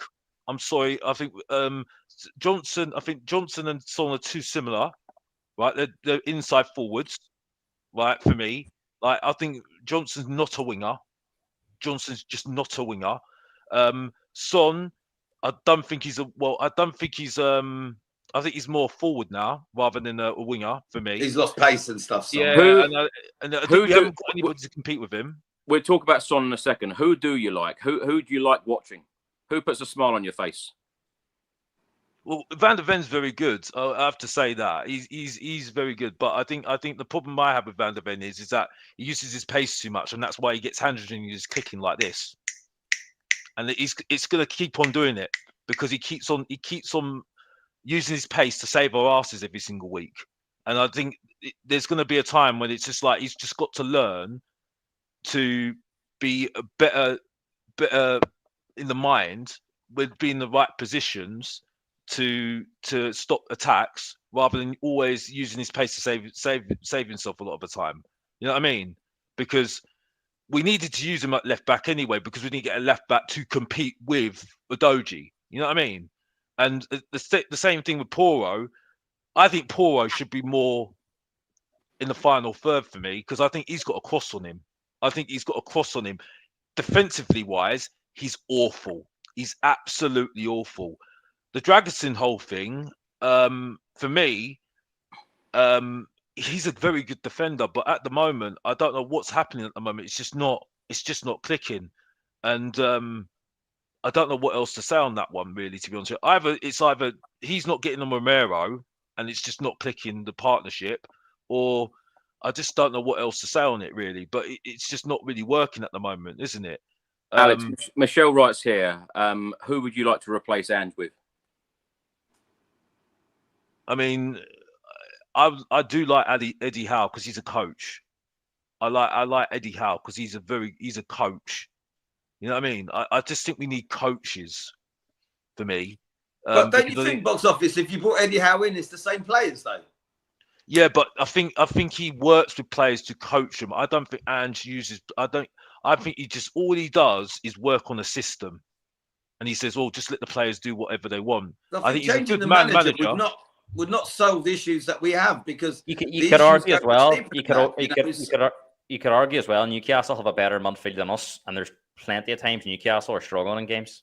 Like they had a good wee run recently, but they don't. You know, there was a but look at the squad they got. They didn't really make any signings that much this season. You know what I mean? You could argue they've got a better midfield than us, a better striker than us, better wide players than us, and he can't get Newcastle. You know, where were they last year? They were awful. But look, it's the first time they were in Europe, and they still finished stronger than us. I mean, Chelsea. I mean, our trajectory is like this. Yeah. Right, Chelsea. Right. But last season, we were up here. We went down. Yeah. Chelsea's was up there, and who was the manager last year? Oh yeah, Pochettino. Well, box office. Look, I'm not sure, right? Because I don't know how genuine you're being, because you're saying that you know, I think you're expecting this process to really just go one way and one way only. I didn't say that. I didn't say that. No, because you're misinterpreting what I'm saying. You're just saying that I've got expectations to win right now. No, that's not the case at all. I'm saying to you that I don't expect that much from our team. But the way that we were talking about our team, because you see some of the YouTubers that were saying, and I'm not going to go. This is not a thing about talk, but you saw what was going on social media, right? When we had our squad, right? People were going waxing lyrical about our squad. Oh my goodness, we've got a fantastic squad. Yeah. Oh, Basuma, Bentancur, we got a fantastic midfield and everything else. And let's be honest here, these players have been up and down. And down. Right. Well, do you think this is why we're getting the results we're getting at the moment? So it shouldn't be a surprise to anybody that we're getting the results we are getting at the moment. I'm sorry. So Alex, you can't argue that, can you? Because the results are proving it right now. Surely, though, at some point, you've got to say to yourself as a Tottenham fan that we are going to have bumps in the road. There are going to be issues. There are going to be problems. But somebody at some point, whether it be Ange or someone else, has got to, you know, sort this situation out. Improve the mentality at the football club. Give them time. Give them patience, not only from the board, but from the fans. Surely that has to happen at some point. Yeah, but again, like I say, Chris, I need to see it. Prove it to me. I don't know what else I've said. I don't know what else I've said. Otherwise, it's just going to be a cycle of a new manager in again and again and again. Well, but that's on the club to make their decision then, because at the end of the day, it's not on me. It's not on me. Like I said, what I can't understand is you said you can't see any positives. Like I can see, I'm very positive about this, but I can still see things that we need to improve. There's still some negatives defensively. It's not been good enough. Yeah. But I think it's very difficult for me to accept that you sit there and say you can't see any positives, because we scored. I think somebody says the football's been breathtaking in them games. We scored 4 goals at home. We also scored 3 away at Man United. And we beat Brentford 3-1. It's been some good games.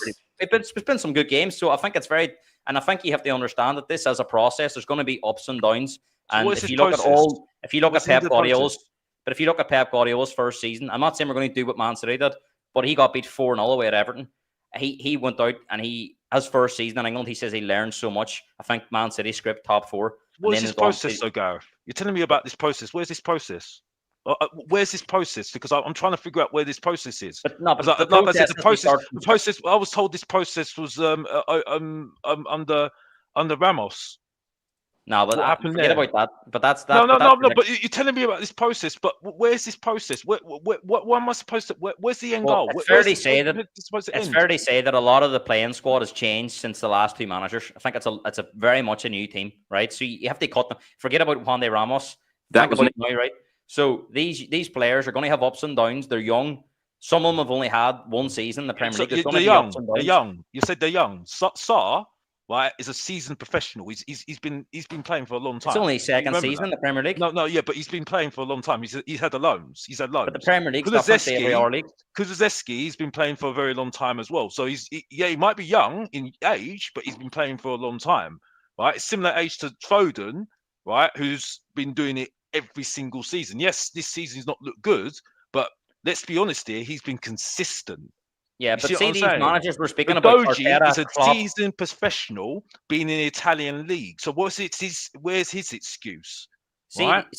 See these managers that we spoke about, Alex, they all needed 2 or 3 seasons before they really got to that next part of their project.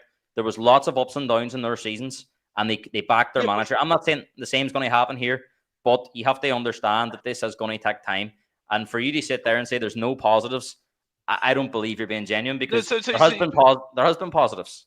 You're telling listen, regardless whether I'm saying, because you keep on going on about the positives, right? Regardless what you're saying, it's no positive or negative here. It's being real. That's the thing. This is the thing. This is, unfortunately, truth hurts, and unfortunately, truth is hurting you right now, Gareth, because it's clear to see. Because when I'm talking about what I'm talking about right now, right, I'm telling you, right, that you're telling me we've got a young squad. Look at this young squad we've got. We've got a Doji that has played seasons on seasons at the Italian league, so he ain't no young kid. He's 21. He's 21. That's young. But whether he's 21 or not, he's still played loads of games in the Italian league, so he ain't no apprentice, isn't he? He's like my age, Chris, isn't he? You know what I mean? So let's be honest here. Alderberg has played lots of games as well. Johnson has played lots of games as well, right? So he ain't no young kid that is just done his apprenticeship.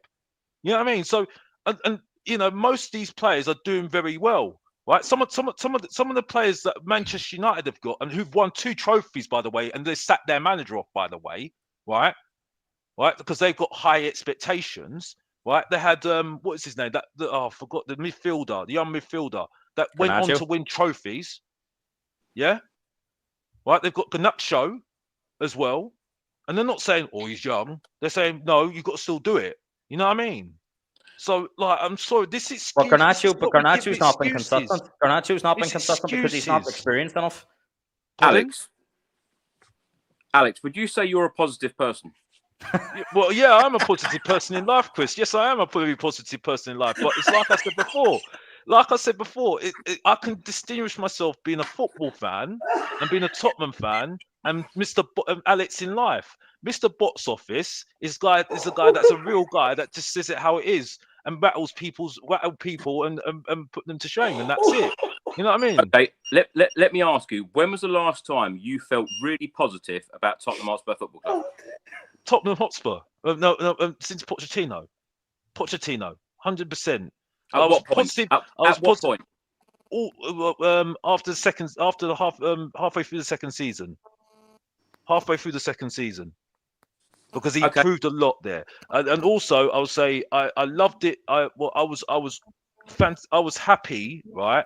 Even through those times when we had Stefan Everson, right? Stefan Freund, Sherwood, right? I had players like that will take over some of these players that we've got right now. But you know what, box office? All that time you said about Poch, all the managers, all the players, there's one thing in common. We've always been inconsistent with all of them. Even when we got to Champions League final, fans forget how inconsistent and bad we was in the league. You know, this is how Tottenham is. You know, we've lost a few games and we've won a few games. That's Tottenham. And it doesn't matter what manager comes in. If Eddie Howe come in next week, we would still be going, you know, away and beating City and then losing to Ipswich at home. That is what we do. You know, that is what we do. We've never been consistent with any manager. I can't remember a time. Can you, Chris? I can't. Listen. I had a comment from Darren saying that I'm going over the top. Again, this is what I love about the comments, because I love comments like this, because I just can turn it around and just show it all that. I'm sorry. You're telling me, yes, he is 21, but he's played loads of games, so he's experienced. He should be experienced enough to know what he's doing, and that's it. Right? We were kept on bringing him up, saying he's the best left back in the Premier League, right? But the best left back in the Premier League is making mistakes. He's making mistakes.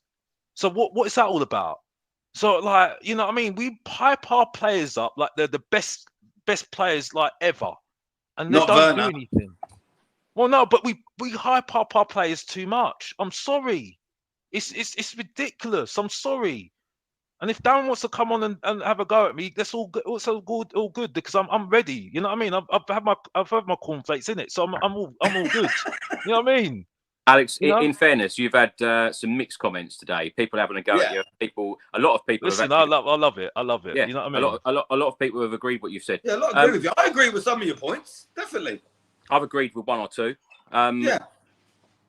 Alex, what in the summer, going into Ange Postecoglou's second season, so in July, August, what was your expectations of this season, and have they changed? No, I didn't have that much expectations. I really didn't have any expectations, to be honest with you. And I definitely didn't have any expectations when after the transfer window, because I expected, because most of the stuff that I was hearing was Gallagher, which, to be honest with you, I understand why we wanted Gallagher, but he's not a quality player. I have to say this: he's not a quality player. He's very athletic, and I think we needed that sort of player. You know what I mean? That's energetic in our midfield, because I think our midfielders are I think they're good, but they're not as great as what people are saying at the moment. We needed a winger that can get past his man. You know what I mean? Alderweireld is raw. He's raw. Literally, and like the fact that he's injured now, just don't get me started. And I think we needed a couple of defenders, because I think we should be playing a back three, in my opinion, and wing backs, because I think Poro and Adoji are wing backs. They're not full backs, and that's it for me. You know what I mean? So. And I think I think we are. It should be like a five in midfield, 3 at the back, and maybe 2 up front. I think it would suit us to the ground. I've got to be honest. You know what I mean? But the way that we're playing at the moment, I don't think it suits the players that we've actually got at the moment. You know what I mean? So again, it's on Ange to adapt. But I don't think he's that sort of manager, you know what I mean? But we can't really play a back three because we ain't got enough defenders to do it. You see what I'm saying? There was a time when Romero, who let's be honest here, hasn't been great this season. There was a time when I was sitting there saying, well, okay, you've got Davis in the squad, drop Romero and put Davis in. Drop Romero and put Davis in and put him next to Dragusin. Because, he's in the squad, Davis. You said he's good enough for the squad. So if Romero's not playing well, you've done the same with Maddison at the moment. You're saying, Maddison, sorry, mate, you're not playing well. You're out the team. Okay, cool. So do the same metric for Romero then. If Romero's not playing well, drop him, and put Davis in the squad, in the team. If he's not good enough for the squad, then if he's just a backup, well, there's your answer. You should have got a defender in, isn't it? You know what I mean? Look at that defender that's gone to Nottingham Forest that we were linked with for so long. Yeah, look how he's playing well for Nottingham Forest right now. And there's a reason why now Nottingham Forest are not letting not that many goals. I know Johnson played well for Nottingham Forest, and you don't like him. Pardon? Johnson played well for Nottingham Forest, and you don't like him. Well, no, but I'm just saying that we were all no, but he came from Fiorentina, didn't he? But no one liked Nuno, and now look at him. But this is what I'm saying. You're on about players like Højbjerg and players that left. Was the manager, the players, what? I'm nearly sure when Højbjerg was at Spurs, you were probably slagging him off. You probably I was slagging him off. That's why I'm saying it's embarrassing that I'm now saying I want him back. You know what I mean? It's embarrassing because, like I said, hindsight's a beautiful thing. Hindsight's a beautiful thing because we didn't get anybody that's better to compete. We just got backups. And like I said, if I don't like the word backups, because if we want backups, get Harry Winks back, get Sissoko back, because we got rid of them because they were backups. Dominic Solanke weren't a backup. Alex, have you been impressed with him this season? He's doing the job that what Ange Postecoglou wants to do. So I'll give him that. That's it. He's now getting into the box now and trying to score goals. Give him that. Is that a yes then? He's okay. Sorry, you're not gonna get a big favour from me on that one. I've got to be honest. No, Alex, if you had to predict where Spurs will finish at the end of the season, and will Spurs win a trophy, what are your answers? I don't think we'll win a trophy this season. No. Okay. I think Europe people are really sleeping on certain teams at the moment. I think we're lucky that Champions League teams aren't going to get in because I think we've had it easy. Like I think Galatasaray was just a wake up call for us. Because I think when we get to the latter stages, there are clever managers out there that are going to outdo us easily. I'm sorry. I just think there's just too many clever managers that will just figure us out very easily. You know what I mean? Glasner found us out easily, Crystal Palace, and Crystal Palace didn't even win a game. So for me, I don't think we're going to do it. I think the only one that I think we've got a chance in maybe is the Carabao Cup. I think the Carabao Cup maybe, but Man United are going to be a different animal now that Amorim's in charge, isn't it? You know what I mean? And this is a team that have won trophies last couple of years, so they know how to win trophies, don't they? What about you, Gary? I think we'll probably finish 7th, but I back us for the Europa Cup. I think we've got a better chance of winning Europa than actually the Carabao. I genuinely do. I think we could. I think that would be realistic. I don't think looking to get top 4 this season is realistic. So I would say 6th, 7th, and the Europa, and that's what I said at the start of the season. And I haven't really seen anything to make me think any different. I think that's I mean, listen, look, it's a trophy. I haven't won one since 2008. So part of me is hoping as well. But if hand on heart, what do I think we can achieve? I think we can achieve a 6th or 7th position in the league. And we've got more chance of winning the Europa than what we have the Carabao or the FA Cup. So that's what I'm going to stick with. Gareth, give me a quick answer because we've got quite a few other subjects to cover. I think it'll be 4th, 5th, lowest 6th. I don't see us outside the top 6, and I agree with Gary. I think the Europa will be the trophy we go furthest on, but there will come a point where it won't be down to quality; it'll be down to mentality, and that's where I would struggle. They see us getting over the line. We would need things to go our way. A bit of luck as well, though. And you can get lucky in cups. No, you can, but I think in cups, I think what'll suit us in the Europa League is the knockouts is over 2 legs. So I think we can blow teams away in one of those games at home. We could win a game 3 or 4-0 at home, and the away game becomes pretty much irrelevant. If you blew a team away, like you could realistically you could get far in that Europa League before meeting a team that you'd be worried about. Whereas I think even if we beat Man United, Arsenal or Liverpool over 2 games would be really, really tough. Agreed.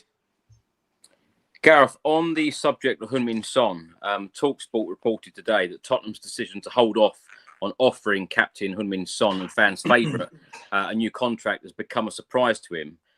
Son was expecting to hold talks over a new long-term deal.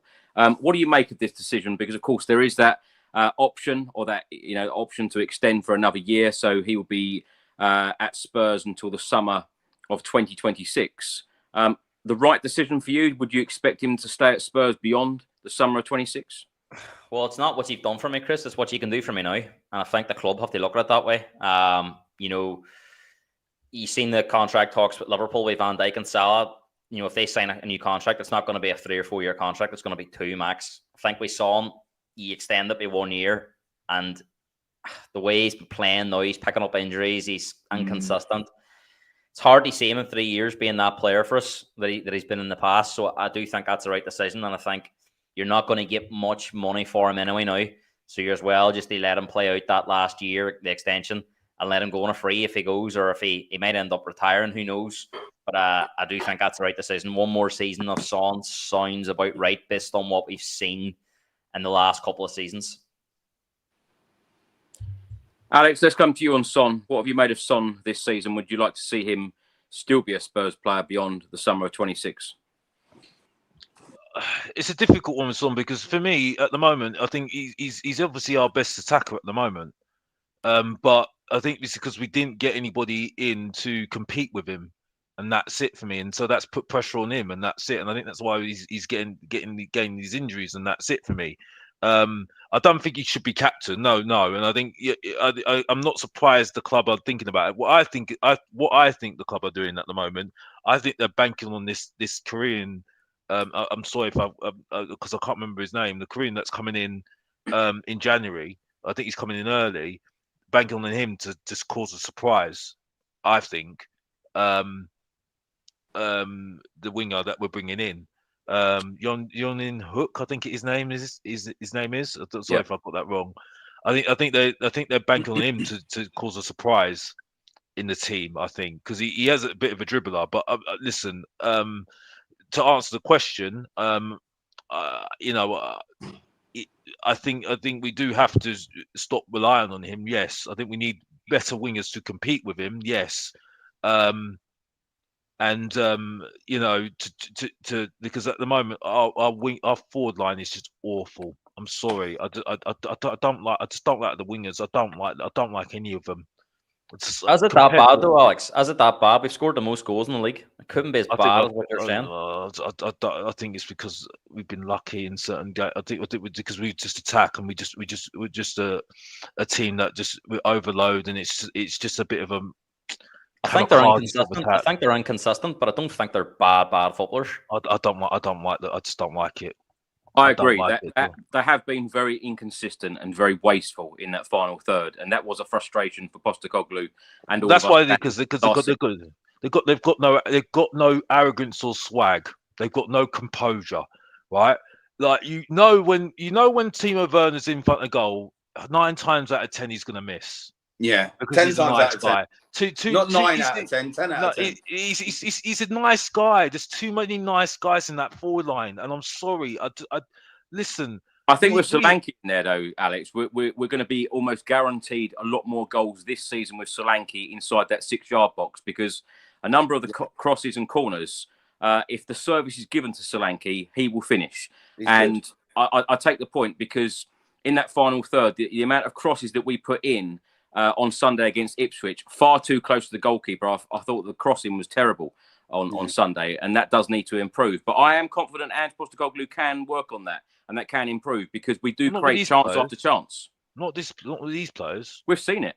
Not with these players. We've seen it. The wingers are not good enough, Chris. We've seen it.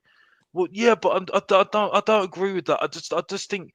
Timo Werner. We need improvements in the squad. There's no doubt about that. We need proper. I can agree with you about. I agree. I can give you that Solanke's getting in the box more because he's not getting in the box more to take the chances that he is. But then, in saying that, you don't have the ammunition to go over, to take on people. I don't think when the opposition looks at our forward line, they think, "Oh, I'm really scared of that player."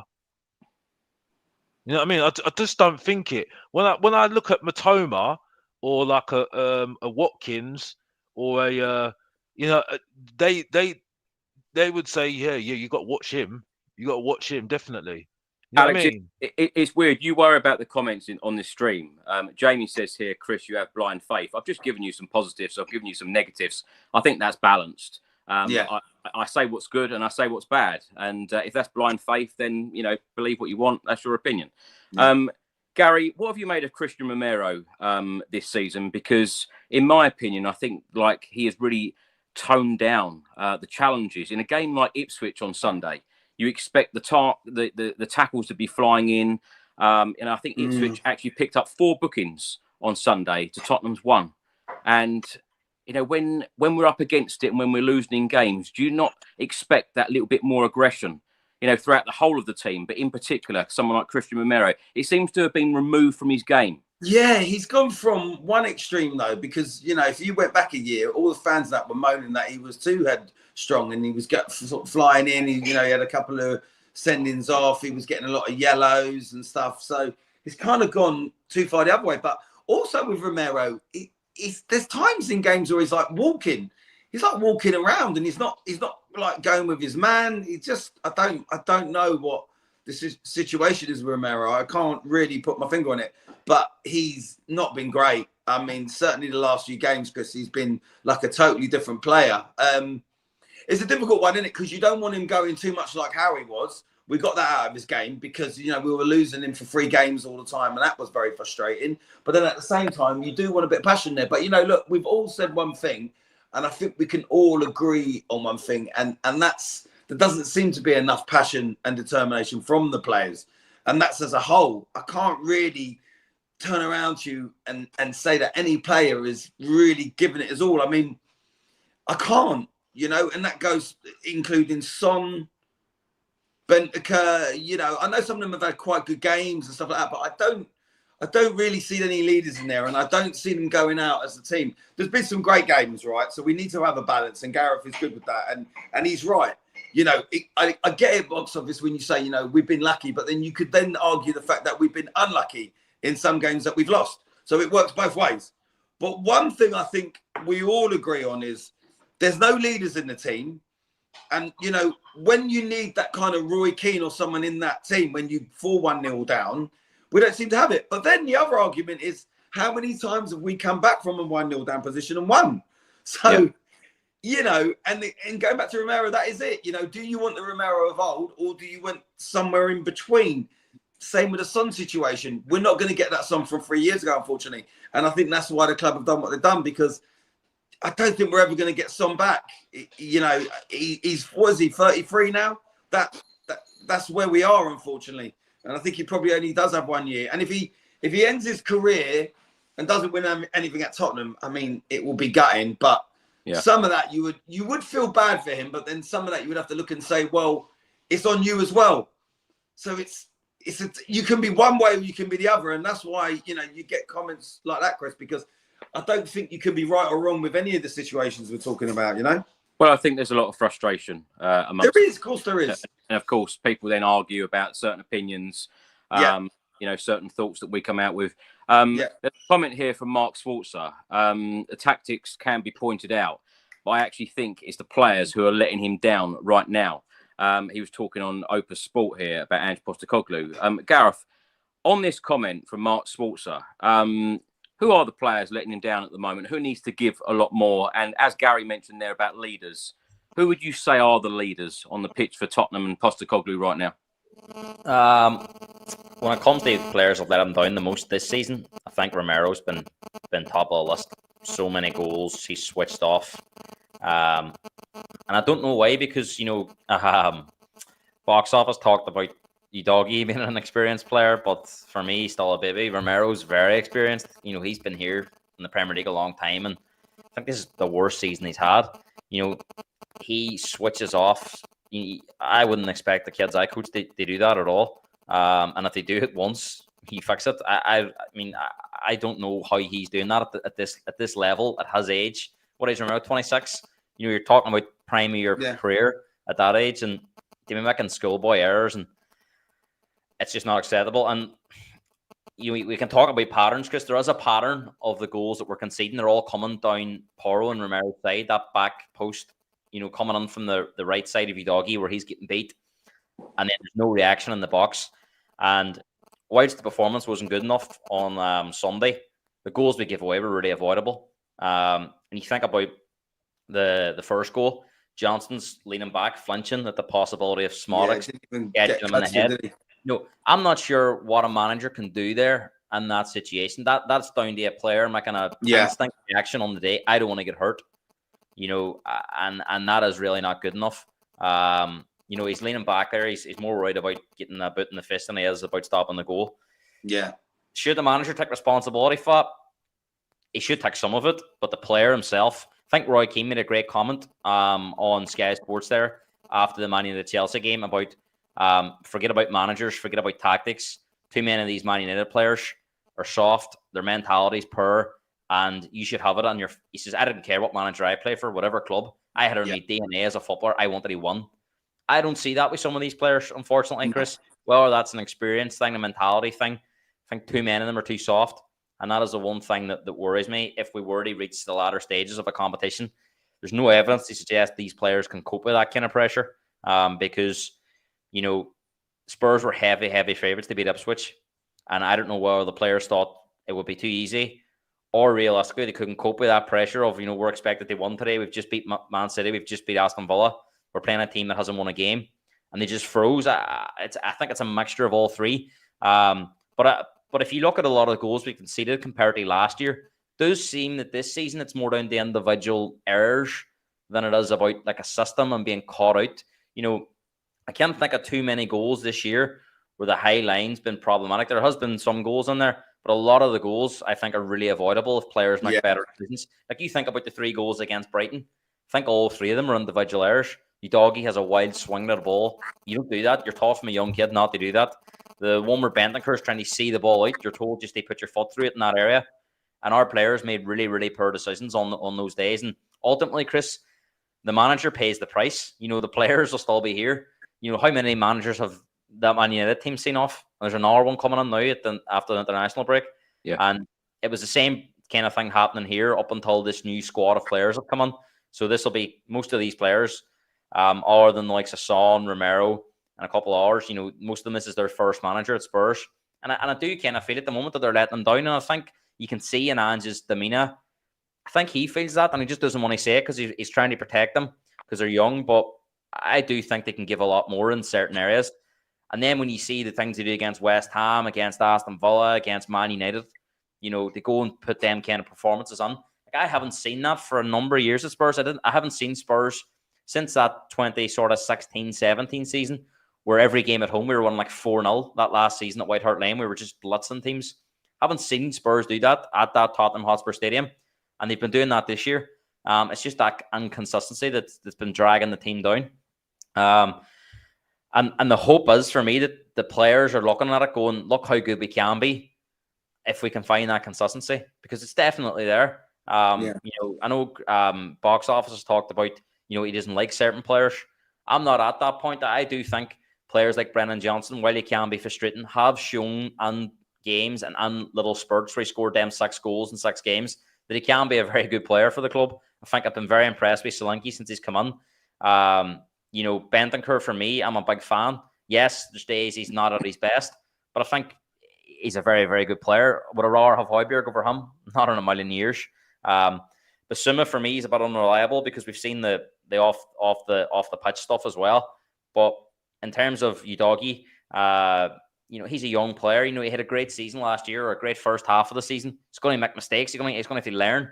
And the only way you can learn is by these types of experiences, Chris. As going back to that earlier point, this team will only get that mentality by winning something together. I'm not interested in if Udogie wins a European Championship with Italy. That he has no relevance to what he does here at Spurs. I think we need to get this not so much just like a Man United, where I wouldn't say it was they deserved to win that final against Man City, but their season was torrid. Every game they played, they were outplayed. Teams were having 30 shots against them every week. They were on the back foot. We haven't, every game we've lost this year, I think it's been by 1 goal. We haven't been dominated or blitzed by any team. Yes, there's been days we haven't played well, but we've never been under real siege, probably other than that Brighton game and that sort of second half spell where we really struggled. Every other game we've competed on, and when we've been at our brilliant best, teams have not been able to handle us. So, those Man United games, Everton games, West Ham games, Aston Villa, that wasn't by luck. that was by design. So that's what I'm holding on to, Chris. I think there's massive games coming after this international break, and I do sense if they don't go well, Ange will be under a lot more pressure to see out this second season, because we know Daniel Levy can grow impatient and he can make reaction decisions. But I'm still at the point where I'm confident going into every game that we can win, because I know when we reach our best, teams can struggle. And I don't think Man City will, they're on a bad run, but I don't think Man City will enjoy the prospect of playing Spurs. Yes, they'll probably believe they'll get chances, but they also know that Spurs are capable of scoring goals and really hurting them. So, look, there's much to be optimistic about from what I've seen in those opening 11 games. We know it's almost like the good, the bad, and the ugly with Spurs. We've seen the good, we've seen the bad, and we've seen the ugly last week.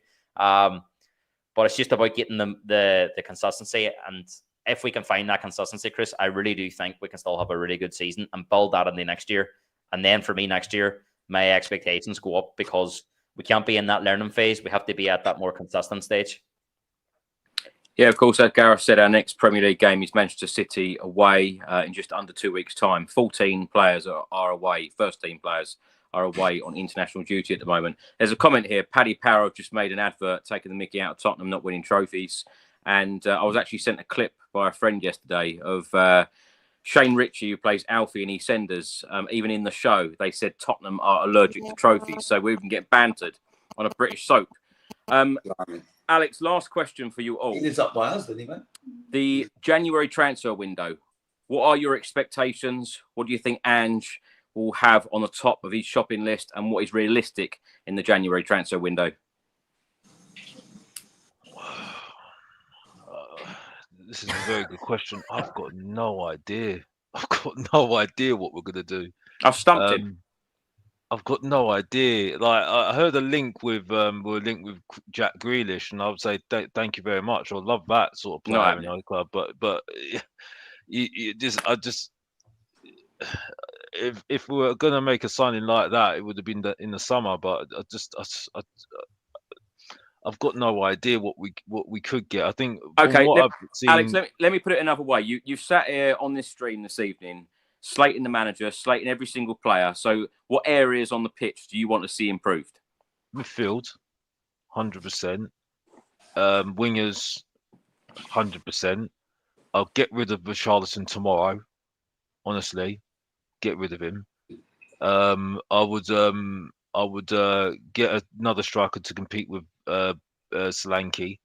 I'll get another defender in, because I'm sorry, we're not going to be waiting for the Phillips, Ashley Phillips, who I don't think he rates, even though he brought him in, and that's it. And I think we need another goalkeeper to compete with Vicario, and that's it for me.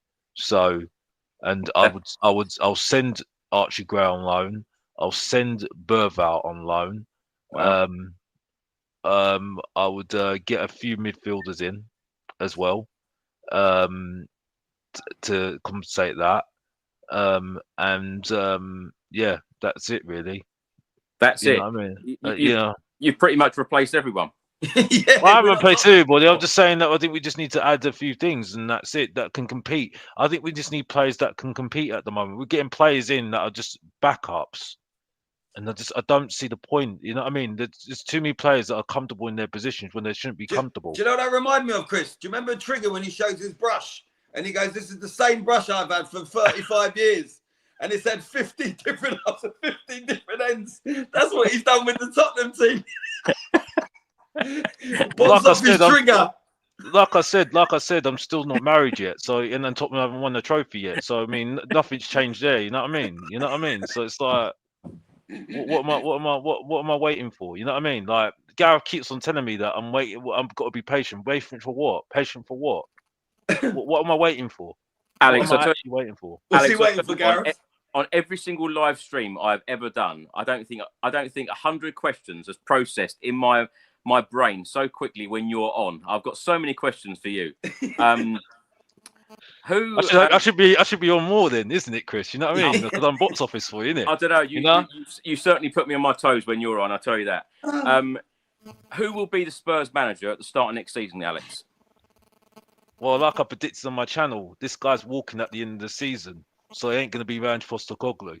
You know what I mean? And look at the record when he he don't stay at clubs that long. You know what I mean? So for me at the moment, it could be Ryan Mason if we put our cards right in it. You know what I mean? Yeah. Danny writes here, Chris is running out of people to put on this show. Absolutely not. There are literally hundreds of people wanting to come on this show. But as I've said so often, because people do write negative comments into the show sometimes, on the live stream, saying that this podcast or this YouTube channel only has one opinion. It's very important to bring people like Alex on who have got very different opinions to all of us. Some people love him. Some people don't like the comments that he says. It's very important to have that balance on the channel. I believe that. Gary, what do we need in the January transfer window?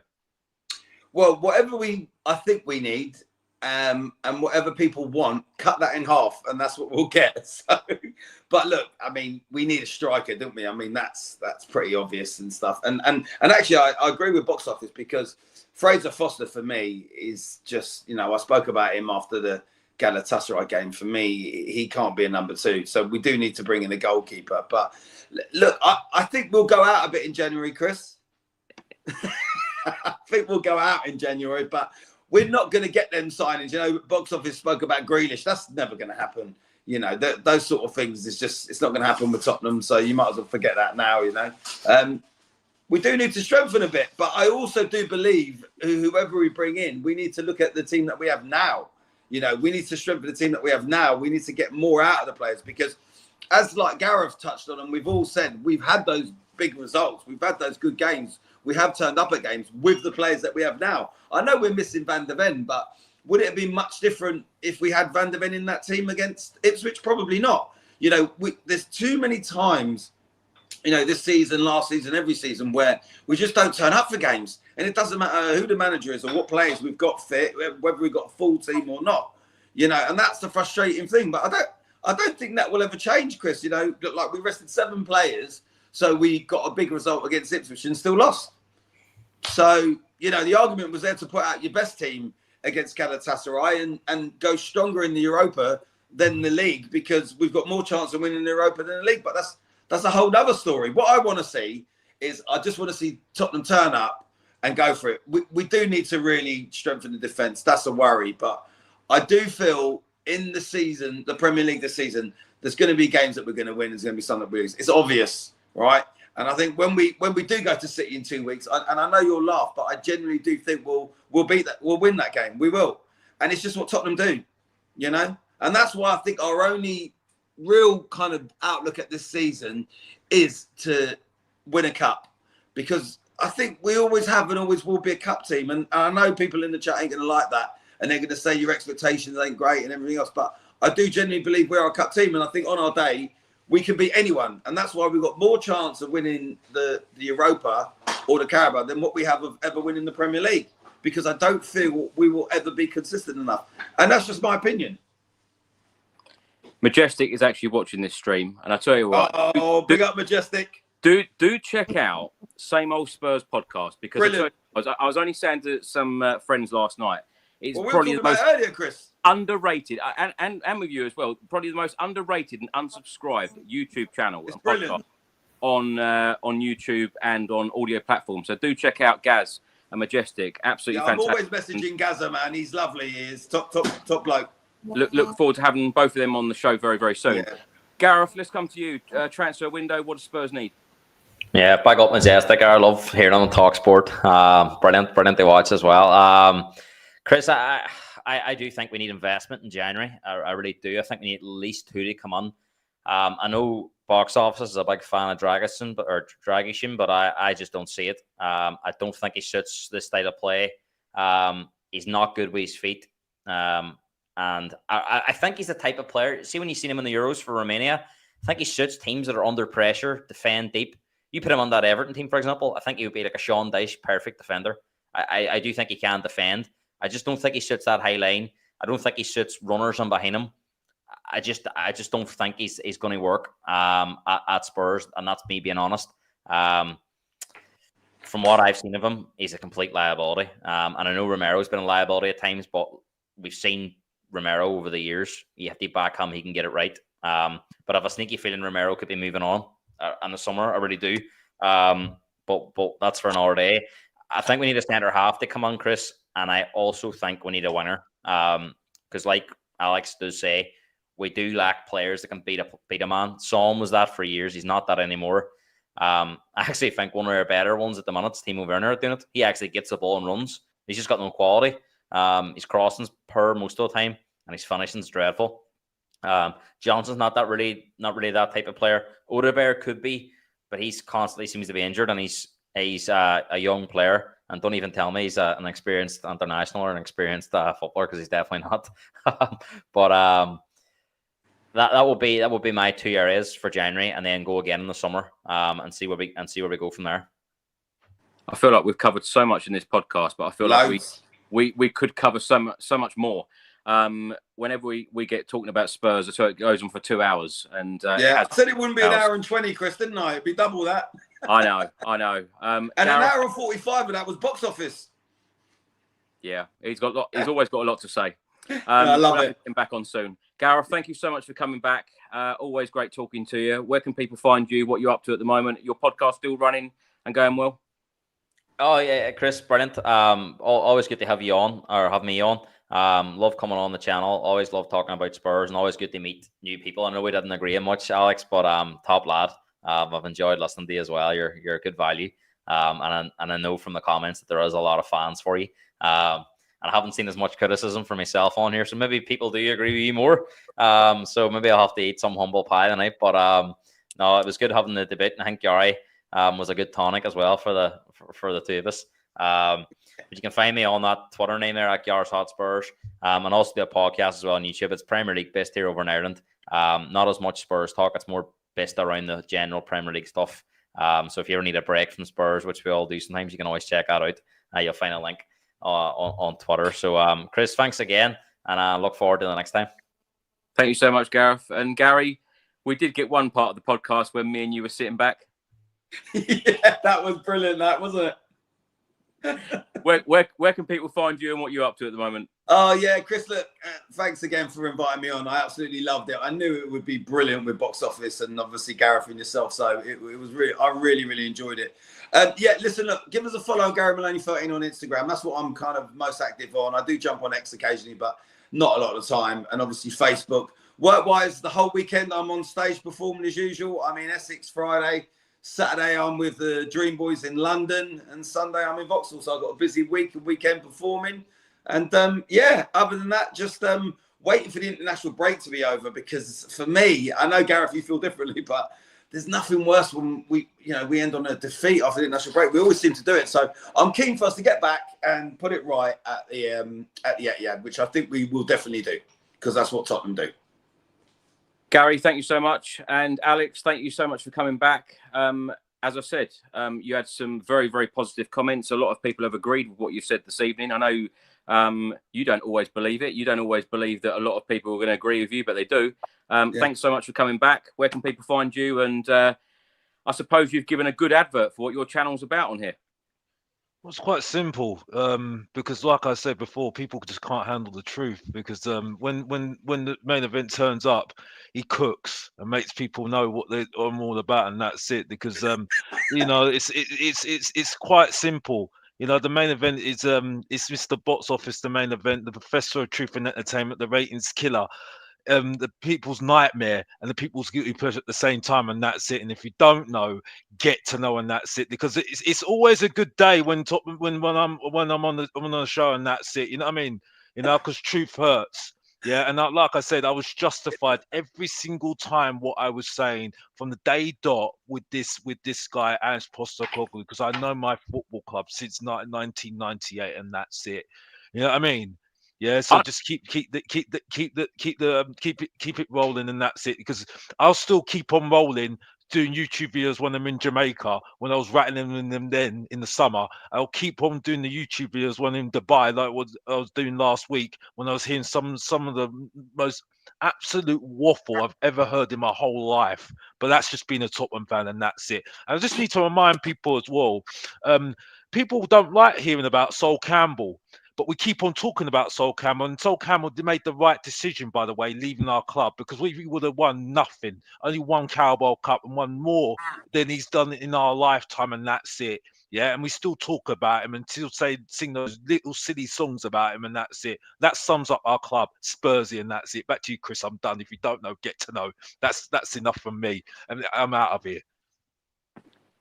Alex, I don't even know what to say to that. I think Alex needs to come up with some sort of introduction for me. Can I just say, the only one mentioning that bloke is you, box office. There's no one else talking about him. We don't talk about him on here. No. That's one subject we don't ever cover. Yeah. Truth hurts. Like I said. Alex covers everything on here when he's on here. Alex, thank you so much. Gary, thank you. Gareth, thank you. Thanks to everyone who has watched this stream on Facebook, YouTube, and on X. Please do subscribe to the channel if you don't already. And remember that all of these podcasts are available on all major audio platforms. And we are very proud to be the number one, or have been the number one football podcast in 11 different countries throughout 2024, which is absolutely unbelievable. So Thank you so much for all of your support, as always. And we will see you again for another edition of the Spurs Chat podcast very, very soon. Until then, come on, you Spurs.